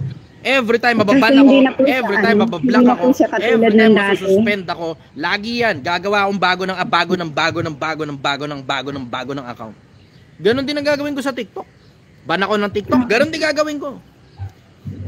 Tara mo, Project 1M ko, binanatan ko yan mula sa kasi lagi na 7 days suspended, 7 days suspended, 7 days suspended. Lagi na lang eh. Kaka-live ko lang, kakasimula ko lang ng live, suspended agad 7 days. Tapos sisimula akong bagong live na naman, suspended na naman 7 days. Paano ka naman makakapag-live naman na matino pag ganyan suspend na suspend? Gumawa na lang akong bago.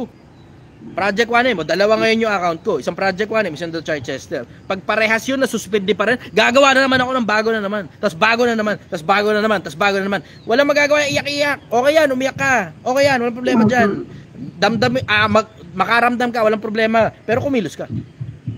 Okay po. Elosan mo. Ganun lang. Hindi mo alam kung saan magsisimula. Back to zero po ulit. Ganun. Back to zero naman talaga eh. Ba't ako ba, hindi ba nag-back to zero? Nakaka-4 na Facebook account na ako. Lahat yung back to zero, Lahat yung back to zero. Tinan mo, ngayon, wala na akong access sa iba pang mga Facebook. Yung isa na lang na page ang meron akong access. Yung iba kong mga Facebook, wala yun. Editor ko na lang may access doon, tapos hindi siya makapag-akit ng bagong admin. Kasi ang nagagawa lang doon, magpo-post lang. Yun lang kayang gawin. Hindi siya nakakagawa ng walang admin access doon. Isang piraso lang yung admin access ko. Tapos ang nagagawa lang, mag-post. Yun lang talaga nagagawa, mag-post. Wala akong access dun. Hindi rin makapag-akit ng bagong admin. Kailangan may pakisuyo ko, paki-post mo naman to. Tapos alatsaba kung kailan mapopost yun. Hindi. Gumawa ng bagong Facebook account.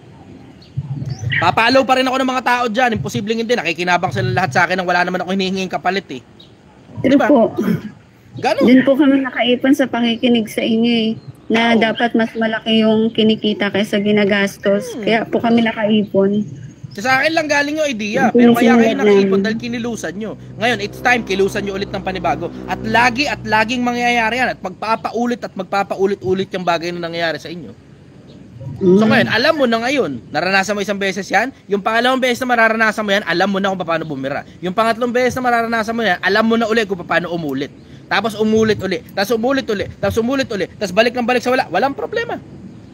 Okay po. Ganun lang talaga yun eh. Ganun lang yung kasimple. Ganun kasimple. Balik lang ng balik. Banat lang ng banat. Tirada ng tirada. Ipon lang ng ipon. Kati Herrera, good morning. Yun. Salamat, brother. Sige, bro, sister. Bye-bye. Thank you so much. Bye-bye po. Okay, next tayo. Del Rodriguez.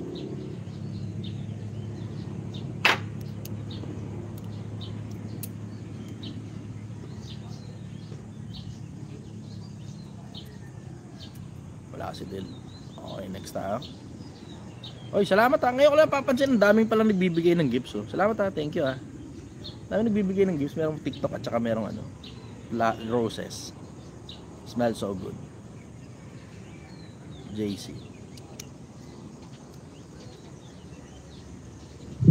Hello po. Brother, good morning.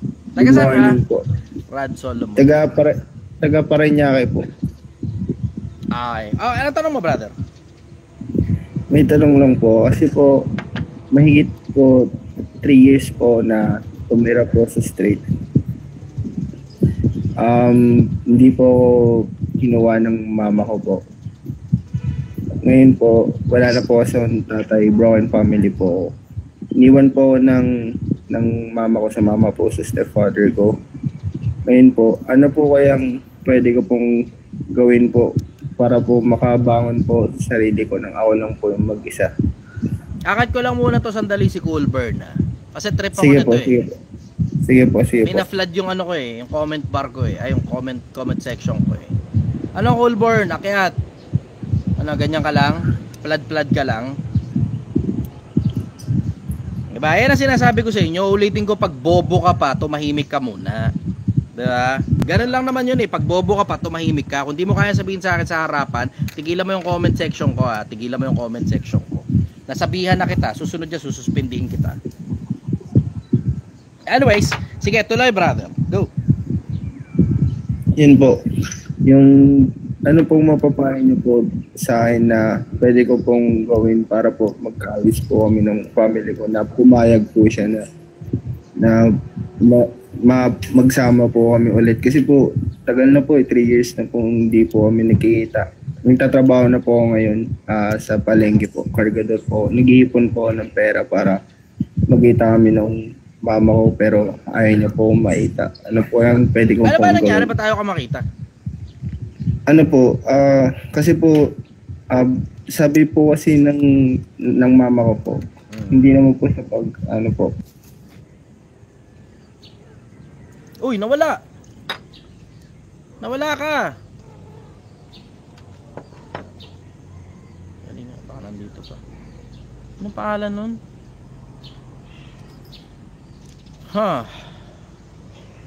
Nawala. Anyways, sige, sagutin ko na lang kahit medyo bitin yung information. Sayang na bitin yung information na wala siya. Okay, ang sagot ko ron, ganito, hindi naman ganun kakomplikado yun eh. May taong ayaw sa'yo, welcome ka na mag-move on, welcome ka na bumawi sa kanila, pero ayusin mo muna sarili mo. Yun, unahin mo muna, ayusin mo muna sarili mo. Ipon ka marami, trabahuin mo marami, pakataba ka ng utak, pakatalino ka, kung saan ka nagkamali, ayusin mo ang sistema mo para hindi ka na magkakamali sa parehas na dahilan. Yun ang sagot ko ron. Hindi ganun kakomplikado ang buhay. Pag ayaw sa'yo, welcome kang habulin. Pag talagang wala na talaga, pakawalan mo na, pabayaan mo na sila. Ganun ang totoong pagmamahal. Ang totoong pagmamahal, mahal mo pa rin yung tao. Hindi na importante kung kasama mo pa sila o hindi na. Yun ang totoong pagmamahal. Minsan kailangan ibigay mo lang talaga yung kalayaan eh. Diba? Kung magulang mo man yan, ayaw ka nang makita ng magulang mo. Diba? Sigurado gugustuhin nilang makita ka kapag mayaman ka na. Usad ka muna ng konti, kahit mga 6 na buwan. Kaya yan. Pero kung talagang wala na talaga, you just have to learn how to move on. Ganun lang naman talaga buhay eh. Ako nga, binenta na nanay ko eh. Diba? Yun ang sagot ko ron. Next tayo.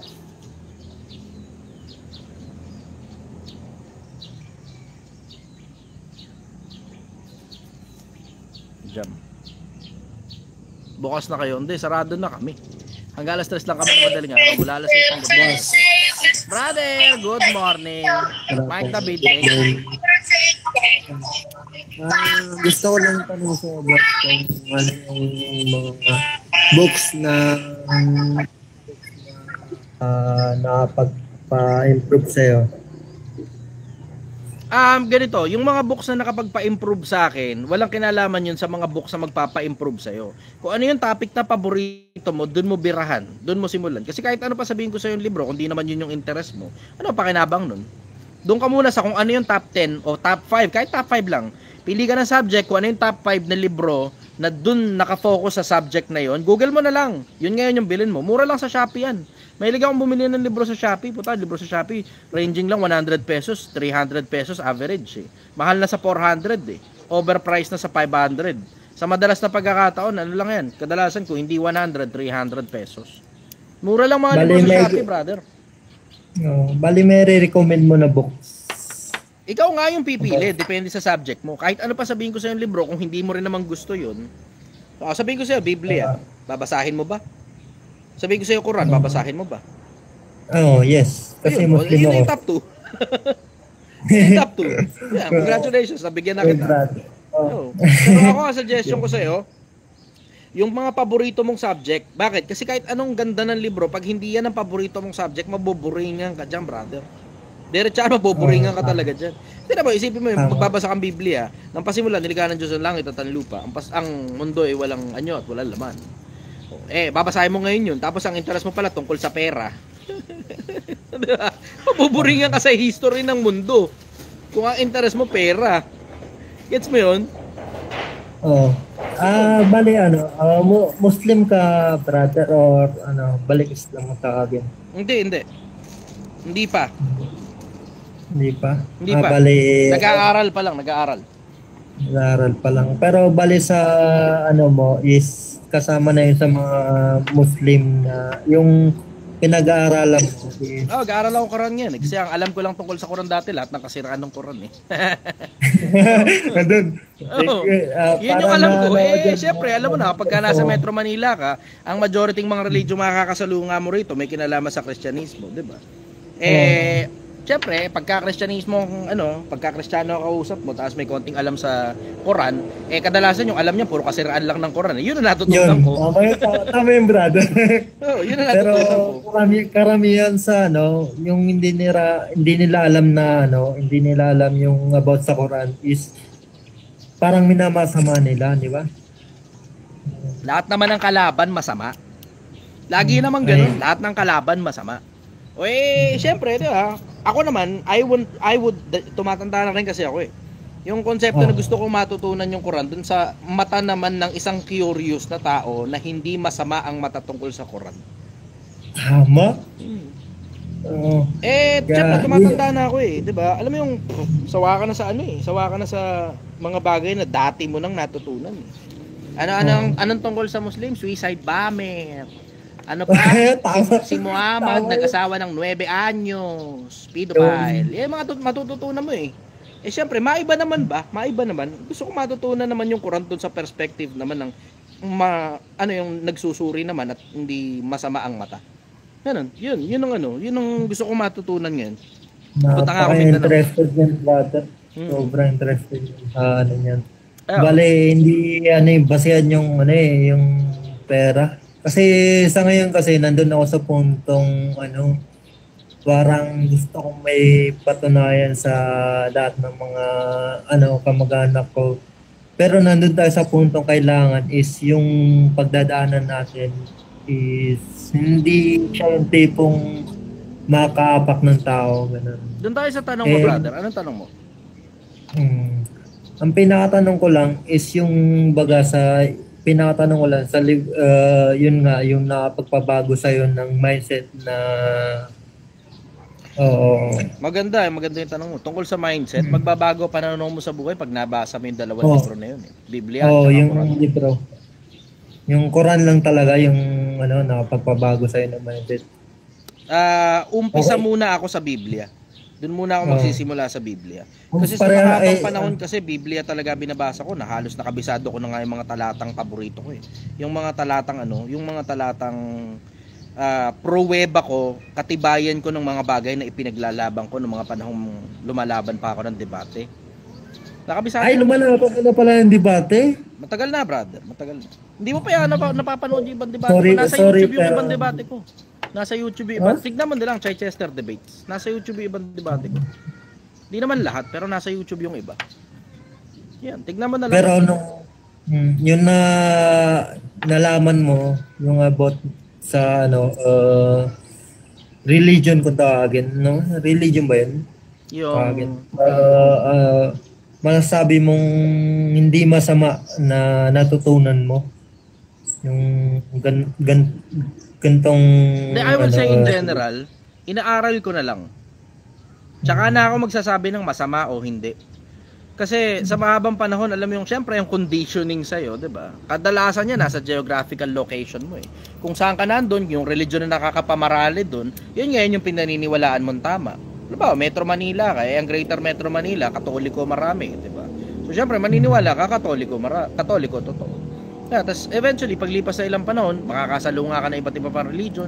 Yun, yung tanong yan, dating daan, yung yung Iglesia ni Cristo, Born Again, Baptist, Mormons, at marami pang iba pang mga religion under the umbrella of Christianism. O pagka nabuhay ka naman sa Middle East, ang general majority ng mga nasa Middle East, Islam. Pag nabuhay ka naman sa Nepal, Buddhism, o China, ganun, Buddhism. Nabuhay ka halimbawa sa sa India, Hinduism, diba? Minsan depende rin sa kung saan ka tsumambang nabuhay ako, gusto ko munang, hindi naman masyadong malawak ang mundo Oo, sige. Alam mo yung konsepto na konti lang naman yung mga pinakasikat na religion sa buong mundo Di pa naman aabot ka ng 100 dyan yung mga pinakasikat lang na religion sa buong mundo. Hindi ka pa naman aabot ng 100 dyan, konti lang yan When I say konti, as in, lahatin mo na, under na umbrella ng Christianismo yung Iglesia ni Cristo, Born Again, Baptist, Mormons, etc. Dating daan, magkakasama yan under Christianismo. De pag-aralan mo na yung mismong libro. Islam, merong Shia, merong Sunni, pag-aralan mo na yung libro. Tapos Vedas, di ba? Pag-aralan mo na yung mga libro na mismo, dumiretso ka na. Sobrang konti lang ng mga libro na yan. Wala pa namang 100 yung mga libro ng mga sikat na religion Wala pa 100. So, alam mo yun? Pero sa lahat, isahin mo na lang lahat yun. Kumbaga sa lahat ng napatunayan mo may isang parang kukuha ng pansin sa'yo. Dalawa.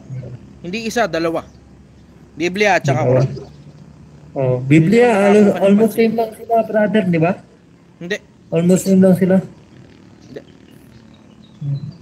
Well, almost same sila na galing ng Middle East. Galing dun sa galing kay Abraham. Kasi yung isa, yung linya ng isa galing kay Isaac. Yung linya ng isa galing kay Ismael. So, alam mo yun, yung sa ganun, okay, sige, pwede mo nang masabing halos same sila dun sa ganung konsepto. Pero pag alam mo yung pinagkaiba ng dalawa, tapos dun ka magfo-focus dun sa dalawa at hindi kasali yung ibang mga religion pa sa buong mundo, you will know the difference, brother. You will know the difference. Yan. Sige, brother, pagbibigyan ko yung ibang gustong umakyat. Kumbaga, nagpapasalamat lang ako, brother, kasi siguro ikaw lang yung ko na hindi ng mga sugal-sugal. Di ba karamihan sa ganyan? Para maraming mataas yung offer na ganyan, di ba? Sa sugal, ganyan. Alam mo yan, di ba? Hindi ko naman kailangan kasi nagbibigay naman ng stars si Mike David TikTok, salamat Thank you kay Mike David. Wala pang Totoo, yung pera nga dito sa TikTok, hindi ko nga alam po, nag-e-expire ba? May nagbigay ng high school.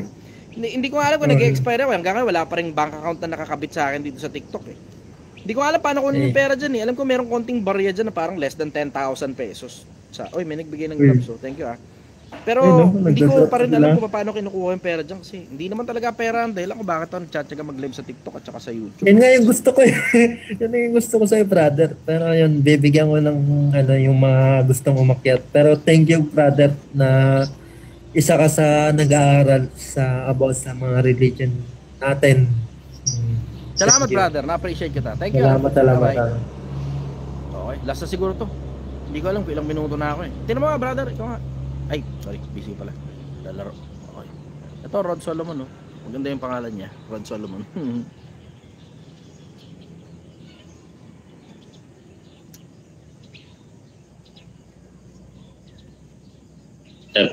Brother, good morning. Narinig ba ako? Yes, malakas.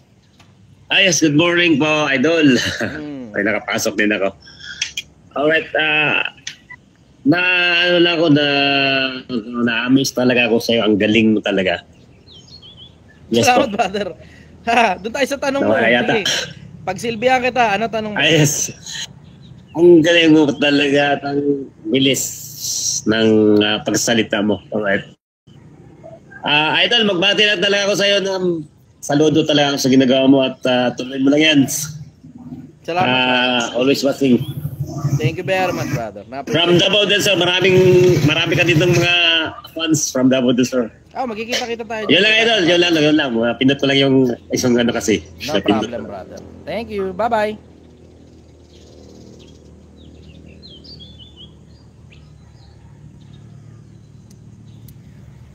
Paul Yang. Kanina ko pa nakikita sa comment section to si Paul Yang. Hello, Sir Chay. Brother! Taga saan ka? Quezon City po. Quezon City. Okay, ano tanong mo? Sir Chay, I've seen your story po kasi. Talagang nakaka-inspire po talaga kayo. Tsaka from may pakinabang sa'yo. Opo, sir. Tsaka, nakilala ko po itong guy na to. Ang pangalan po niya is Sir Johan Del Rosario. Tropa ko po siya. Totoo ba po na isa ba po siya sa nagpasikat sa inyo sa TikTok? Oo, totoo yun. Ano po yung kwento nun, sir? Parang sabi daw po niya 100 videos, 200 videos, gano'n. Hindi naman. Bilangin mo na lang kung ilan yung nagsimula ron sa TikTok, mula ron sa pinaka-umpisa ng TikTok, hanggang yung pare-parehas lang ng format. Pag hindi na parehas ng format, hindi nakasali yun. Sila nag-edit nun. Malaki utang na loob ko sa kanila. Galing nga po ni Sir Johan. Kumbaga, tropa ko nga po siya ngayon. Kasama niya sina Josh Moy ngayon. Naggumawa kami ng tech company sa Sosya. Kumbaga. Pero, yun nga po, sabi nga rin po ni Sir Johan, napakagaling daw niyo po pagsalita. Tsaka yung angulo daw po ng video ng kinukunan niyo po kayo sa magaling sila, TikTok. Diretso magaling sila. Wala naman ako ibang masasabi kasi malaki utang na loob ko kay Layon eh. Malaki utang na loob ko sa kanila. Yun nga lang po, sir. Opo. Tsaka kayo rin po, sir, talagang nakikita ko po yung content niyo po dati pa po. Kumbaga, as in about life and everything, it's like super, ano talaga siya, as in yung mga marunong na lang tumingin, kumbaga, ang makakapagsalita na totoo po talaga lahat ng sinasabi niyo, sir. Yung mga hindi marunong tumingin, mga tanga sila, sir. Yun nga ang target market ko eh. Yung mga marunong tumingin, wala, marunong na yan eh. Yung mga mayayaman, wala akong pakialam dyan. Yung mga, totoo, sir. Lalo na yung mga yabang-yabang, diretso, wala talaga akong pakialam dyan. Wala akong pakialam, gaano ka kayaman, puta, mayaman ka na eh. Congratulations sa'yo, diba? Tumulong ka naman sa kapwa-tao, diba? Kasi you already have too much. Pero, diretso, ang target audience ko talaga yung mga walang pera.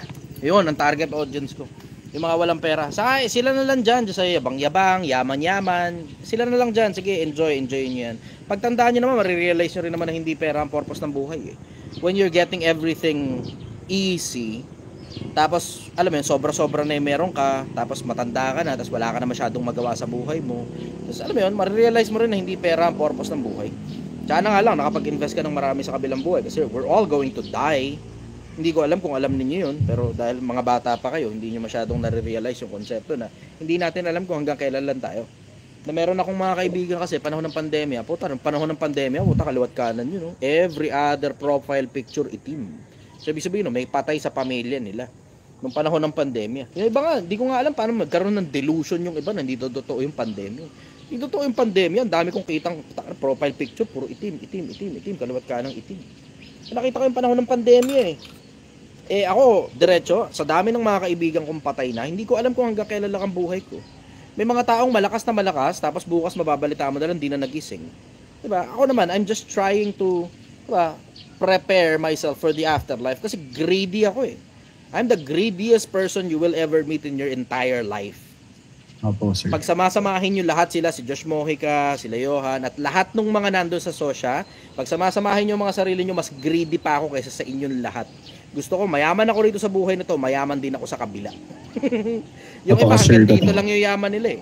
Hanggang dito lang eh. Renta ng sports car, renta ng yate, o bili ng helicopter, Okay, clap. Congratulations. Maging bilyonaryo ka rito sa buhay na to, tapos nakalimutan mo ang Diyos. Ang bottom line yan, ang pinaka-trouble niya, mas madali pang makapasok sa butas ng karayom ang isang kamelyo kaysa isang mayaman makapasok sa kaharian ng langit. Tignan mo, kung hindi mo napapansin, karamihan ng mga taong mayayaman, karamihan sa kanila, naglulumagak din sa kayabangan. Karamihan ng mga mayayaman tao naglulumagak sa kayabangan. Tapos yung yaman nila, yun yung nagiging parang fortress nila. Tapos wala na silang ibang mapag-usapan bukod sa yaman, experiences, yate. Wala ka masyadong makitang karunungan. Yun nga yung napansin ko sa social media. Isa sa mga dahilan yan kung bakit matagal ko na kasing plano talaga yung social media na yun. Chubamba naman, may mga tumulong sa akin ng mga tao. And I am deeply humbled at nagpapasalamat ako sa kanila at tumulong sila sa akin na magkaroon ng traction sa social media. Ang napansin ko sa social media in general, diretso, ako personal nasusuya na ako sa mga napapakinggan ko sa social media. Kasi diretso yung mga pinagsasabi nila sa social media, lalo na yung mga nagpapanggap ng mga mayayaman sa social media, ng mga tad-tad naman ng talaga ng utang. Puta, narinig ko na sa networking yan Paulit-ulit, narinig ko na sa networking yung yayaman, magkaka-sports car, kwentuhan tobacco, kwentuhang sports car, kwentuhang yate, helicopter, travel. Narinig ko na ng maraming ulit yan sa mga networking Nakakasuya na yan. Tapos wala naman akong ibang bagong marinig Yun yung dahilan kung bakit kung bakit gusto kong lumitaw sa social media. Kasi tangina, nakakasuya na talaga, diretso.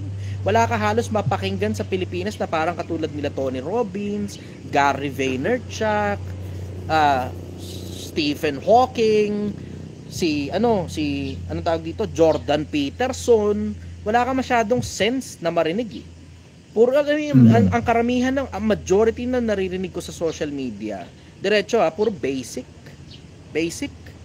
Wala yung talagang pantabaan talaga ng utak na putang ina, putang ina mo. Yung bagay na, alam mo yung pag narinig mo, in a snap, yung buong buhay mo magfa-flash before your eyes, tapos mapapakinabangan mo yung bagay na narinig mo na yun, na isang beses mo lang narinig, tapos tatatak na sa utak mo yun hanggang mamatay ka. Wala na masyadong ganun Wala na masyadong magagaling na public speaker sa Pilipinas na ang idinidiscuss nila yung mga totoong bagay ng buhay. Hindi naman ganun kakomplikado yumaman Paano ba yumaman? Magtayo ka sosya. Diba? May problema mga tao, ikaw yung maging solusyon. Babayaran ka nila. Pag dumami ngayon yung mga taong lumalapit sa'yo na may problema, tapos ikaw ngayon yung solusyon, babayad ka lang ng mahal na halaga, automatic mayaman ka na kagad. Hindi ganun kakomplikado yumaman, brother. Hindi ganun kahirap yumaman. Alam mo ang mahirap? Maging mabuting tao. Sa paningin ng Diyos, hindi lang sa paningin ng mga tao. Tangin ang hirap niyan, brad, diretsahan. Alam nila Johan ang history ko.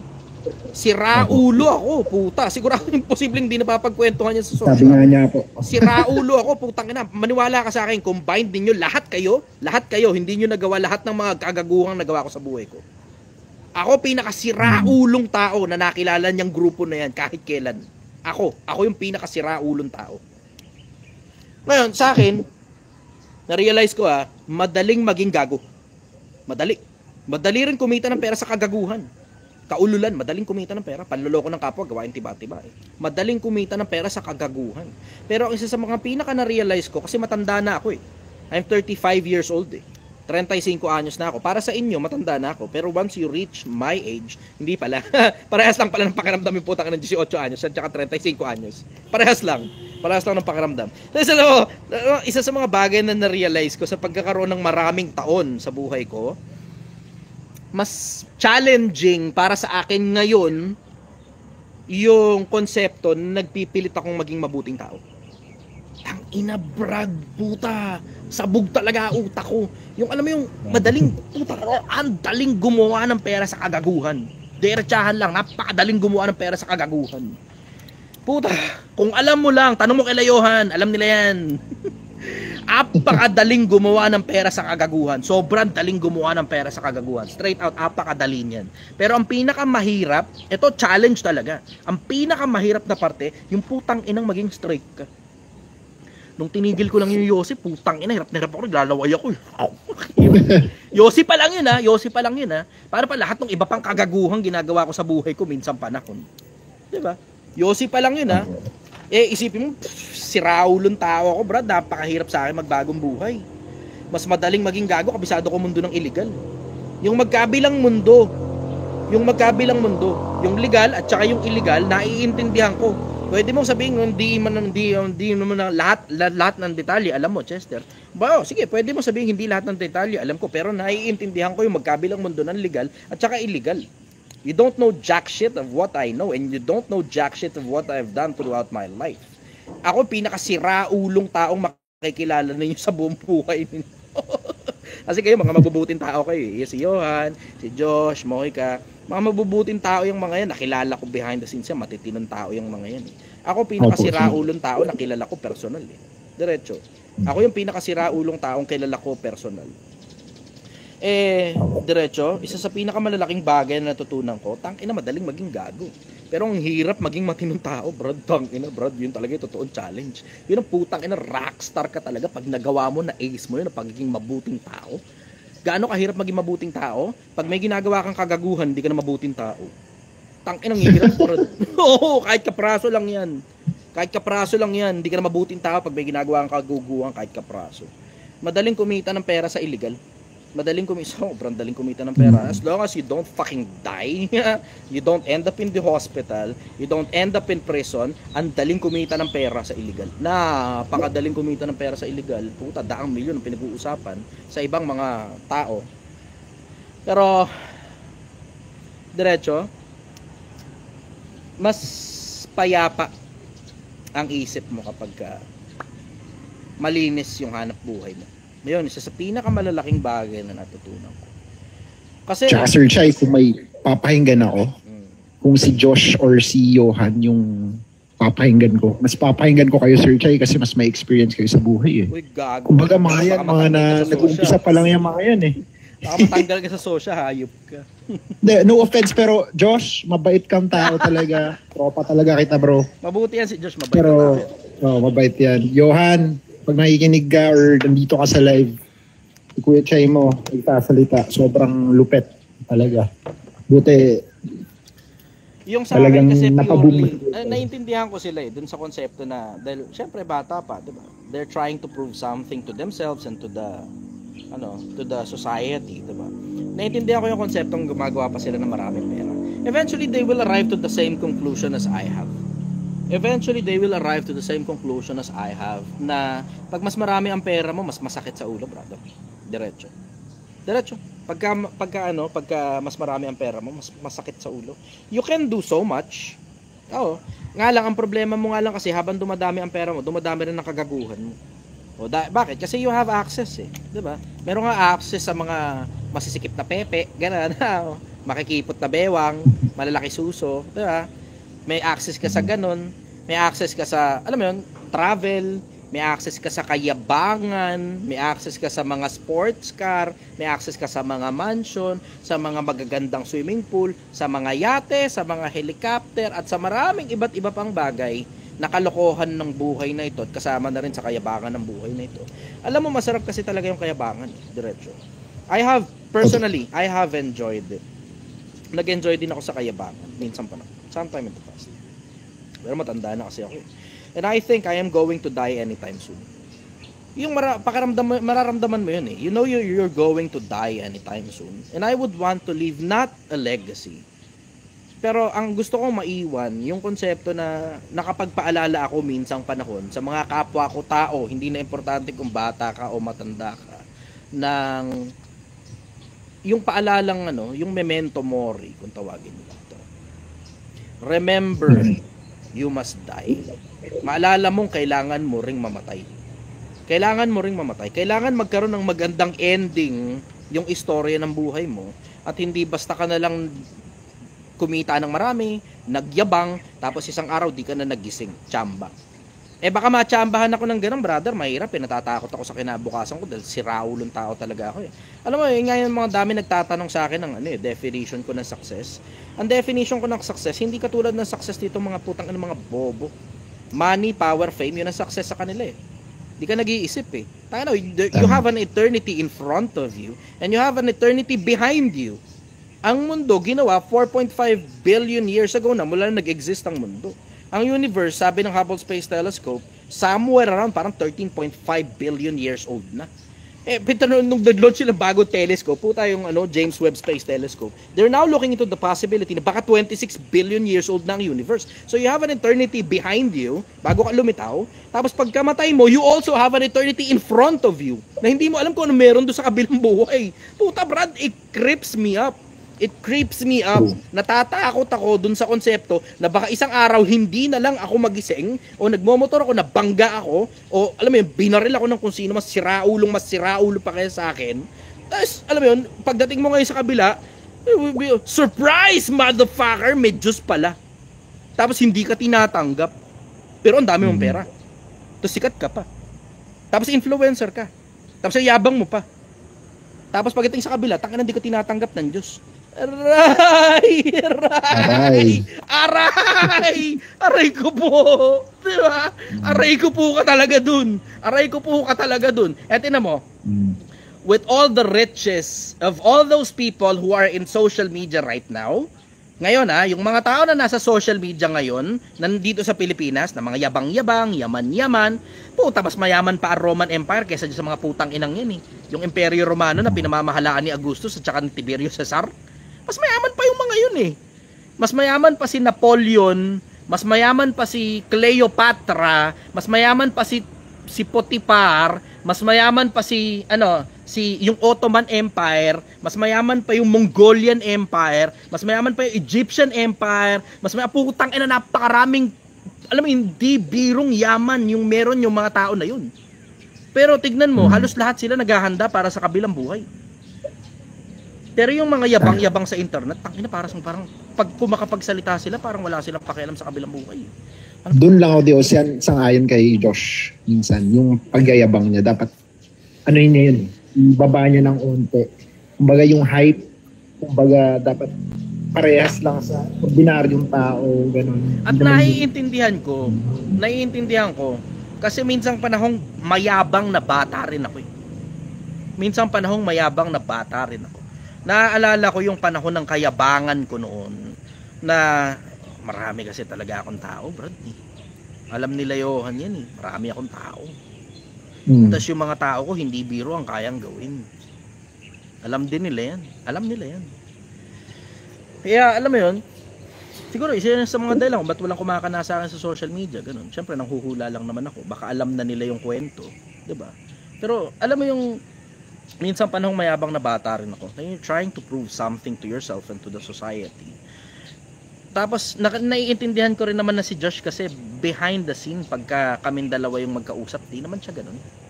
Totoo yan Sir Chai, sobrang bait ni Josh. Hindi siya ganun. Kumbaga parang marketing stunt niya lang. Partially marketing stunt, partially masarap kasing magyabang. Kamot utak din yan. Kamot ulo din yun. Masarap magyabang. Diba? So alam mo, partially marketing stunt yun. Parang ginagawa niya sa social media para pumutok lang yun. Kung ano man yung endeavor ni Josh, yung kangkong at saka yung social, ganun. Naintindihan ko yun, marketing stunt. Naintindihan ko rin yung pakiramdam ng yabang kasi masarap talaga yun. Naintindihan ko yun. Pero alam mo yung deep down, excited akong tumanda pa ng konti si Josh at saka si Johan para ma-realize nila yung mga bagay na ako rin mismo hindi ko inakala na makakarating ako sa ganung mga conclusion ko sa buhay. Kasi when you're starting to grow old, tas you've seen your friends die in front of you, alam mo yung mahihimas-masang ka sa kayabangan mo tas marirealize mo gano'n ka fragile lang ang buhay. Mahihimas-masang ka Excited ako, totoo kay Josh at saka kay Johan. Excited ako sa kanila. Excited ako. I'm sure they will arrive to the same conclusion as I have. Kasi matatalinong tao yung mga yan Bata pa sila, tapos matatalino sila, tapos mapepera sila. Pare-parehas kami nung mga panahong ako ganung edad din. Pare-parehas kami. And I am really hoping na sana wag maabutan ng kamatayan o ng kung anumang sakuna na nakapaligid sa kanila bago nila ma-realize yun. Kasi ako naabutan talaga ng maraming kamatayan ng mga kaibigan. Maraming kamatayan ng mga taong nakapaligid sa akin. Alam mo yun, I'm being surrounded by bones after bones. Yeah. So, alam mo yun, gusto ko lang makita yung kabilang buhay ng payapa. Yun ang gusto kong mangyari. Hindi na tungkol sa pera. Puta, graduate na ako, Brad. Tangin, ang dami ko nang kinita all throughout my life, Brad. If you only knew. Tanong mo na lang sa kanila, alam nila yun. Ang dami ko nang kinita all throughout my life. Kumbaga, sobra-sobra na. Hindi ko na, it's too much to say na hindi ko kayang ubusin, pero barat kasi ako sa sarili ko eh. Alam mo yun, dito sa Project 1M, nabili ko isang pirasong short, ganun, itong mga shades, ganun. Mga maliliit na bagay lang na yung pera ng Project 1M kasi yung ginagamit ko dito eh. So hindi ko pwedeng basta na lang gastusin ng ganun-ganun na lang. Dahil, ay Sir Chai, saan pala kayo located? andito kami sa Domsa Viewpoint sa Angono Rizal. Domsa Viewpoint sa Angono Rizal. If they will find time, kung mahahanapan nyo ng oras, bisita kayo rito, ganyan. Ano naman to eh, kumbaga safe grounds ito para sa mga influencer. Kasi ang dami rin bumibisita sa akin, celebrity, politicians, at saka influencers dito na nakikipagkwentuhan sa akin na hindi ko na ina-upload yung mga pictures nila. Siyempre, with respect na lang dun sa mga tao na hindi naman, ayoko ring magamit ko yung mga mukha nila para pasikatin yung Project 1M. Ayoko eh. Kasi yun nga yung konsepto na gagawa kang pera na hindi naman, alam mo yun, wala kang pambayad sa mga influencer na yan sa umpisa eh. So ayokong gamitin yung mga mukha nila para maging marketing stunt kasi this is not about money. Para ito makatulong sa mga kapwa-tao. Alam naman nila yan. Alam nilang wala akong kinikita sa social media. Ang transaction nga namin nila Johan nun, sa kanila lang lahat ng pera. They get to keep all of the money. Bahala na sila, optional na lang kung bibigyan pa nila ako, ganun. Yun ang usapan namin. They get to keep all the money. Lahat ng pera sa inyo na. Inyo na, lahat ng pera ng social media. Kung ano man ang kitain ng social media, lahat yan sa inyo. Ibigay nyo lang sa akin yung kasikatan, tapos yung page din para mapakinabangan ko kung sakasakali mang darating yung panahon na maghihiwa-hiwalay na tayo. And I really appreciate them for keeping up with their promise. Na binigay talaga sa akin yung page. Na-appreciate ko talaga yung sobra. So, Sir Chai, follow-up question. Ano pong mapapayo nyo sa amin ni na Josh, Johan, sa mga kabataang nagsisimula magnegosyo? You're doing the right thing, brother. Kasi hindi naman yata kayo nag-aaral eh, diba? Opo. Oh, you're doing the right thing. Pag di ka na nag-aaral, dapat talaga naghahanap buhay ka na talaga. Tapos bugbugin mo ng husto yung kabataan mo sa pag-alala sa Diyos at saka sa pagbuo ng sarili mo habang bata ka pa. Kasi yun ang sabi ni Solomon sa Biblia eh. Ang sabi ni Solomon, alalahanin mo rin naman ng may lalang sa'yo sa panahon ng iyong kabataan bago dumating ang mga masasamang araw. So alalahanin mo ang Diyos. So doon sa konsepto na yun, alam mo, hindi ka yayabang, ganun, tapos hindi ka rin manloloko ng kapwa-tao kasi hindi ka gagawa ng mga abominations at kagaguhan kasi inaalala mo nga yung Diyos, diba? Isa yon. Tapos, tuloy nyo na yung ginagawa ninyo. Kasi maganda naman yung ginagawa ninyo eh. Nakita ko yung Sosha. Sabi ko maganda. Maganda. Na dumadaan sa speed ko yung Sosha. Sabi ko ako, ayos mo. Nagbe-venture out na si Joshua papuntang ibang hanap buhay naman. Alam diretso, yung lahat ng klase ng endeavor na pinagkakakitaan, hindi, parang, yung iba kasi parang gino-glorify yung konsepto ng business. Sa akin, lahat ng yan, ang tawag ko, hanap buhay. Hanap buhay. Yung hanap buhay, tinan mo, tawagin mong hanap buhay, di ka yayabang. Tapos ang pinakamagandang parte, yung mga nagpapakababa itinataas. Pero, to the contrary, yung mga nagpapakataas ibinababa. Opo. Lahat ng wakas ng kapalaluan, kahihiyan. Ang wakas ng kapalaluan ay kahihiyan. Yun ang sabi ni Solomon. Yung dulo ng kayabangan, pagkapahiya. So yun ang dahilan kung bakit ako ay as much as with all the, alam mo yun, with all the confidence that you are hearing from me, I try to be a very humble individual na lagi kong inaalala na sino ka ba, Chester? Tangina mo, ang yabang mo, Chester, sino ka ba? Wala. Ordinaryong taong bayan, may opinion. Other than that, sino ka ba, Chester? Wala. I'm a fucking nobody. And I always remind myself of that. Yun yung dahilan kung bakit pag nakikita mo yung Facebook ko, pag nagpo-post ako ng mga sinulat ko at tinype ko, lagi kong sinasabi, mata sa langit pa sa lupa. It's to remind me na hindi ako importanteng tao. Kasi brother, social media, puta. Ang social media, palalakihin talaga ulo mo niyan. Ayun lang, puta. Live access removed. As usual. Anyways, magandang umaga sa Pilipinas. Ako ay suspendido na naman at sa May 9 daw yung aking pagkakatanggal ng suspension. Magandang umaga sa Pilipinas. Mahal na mahal kita. Suspendido na naman ang TikTok.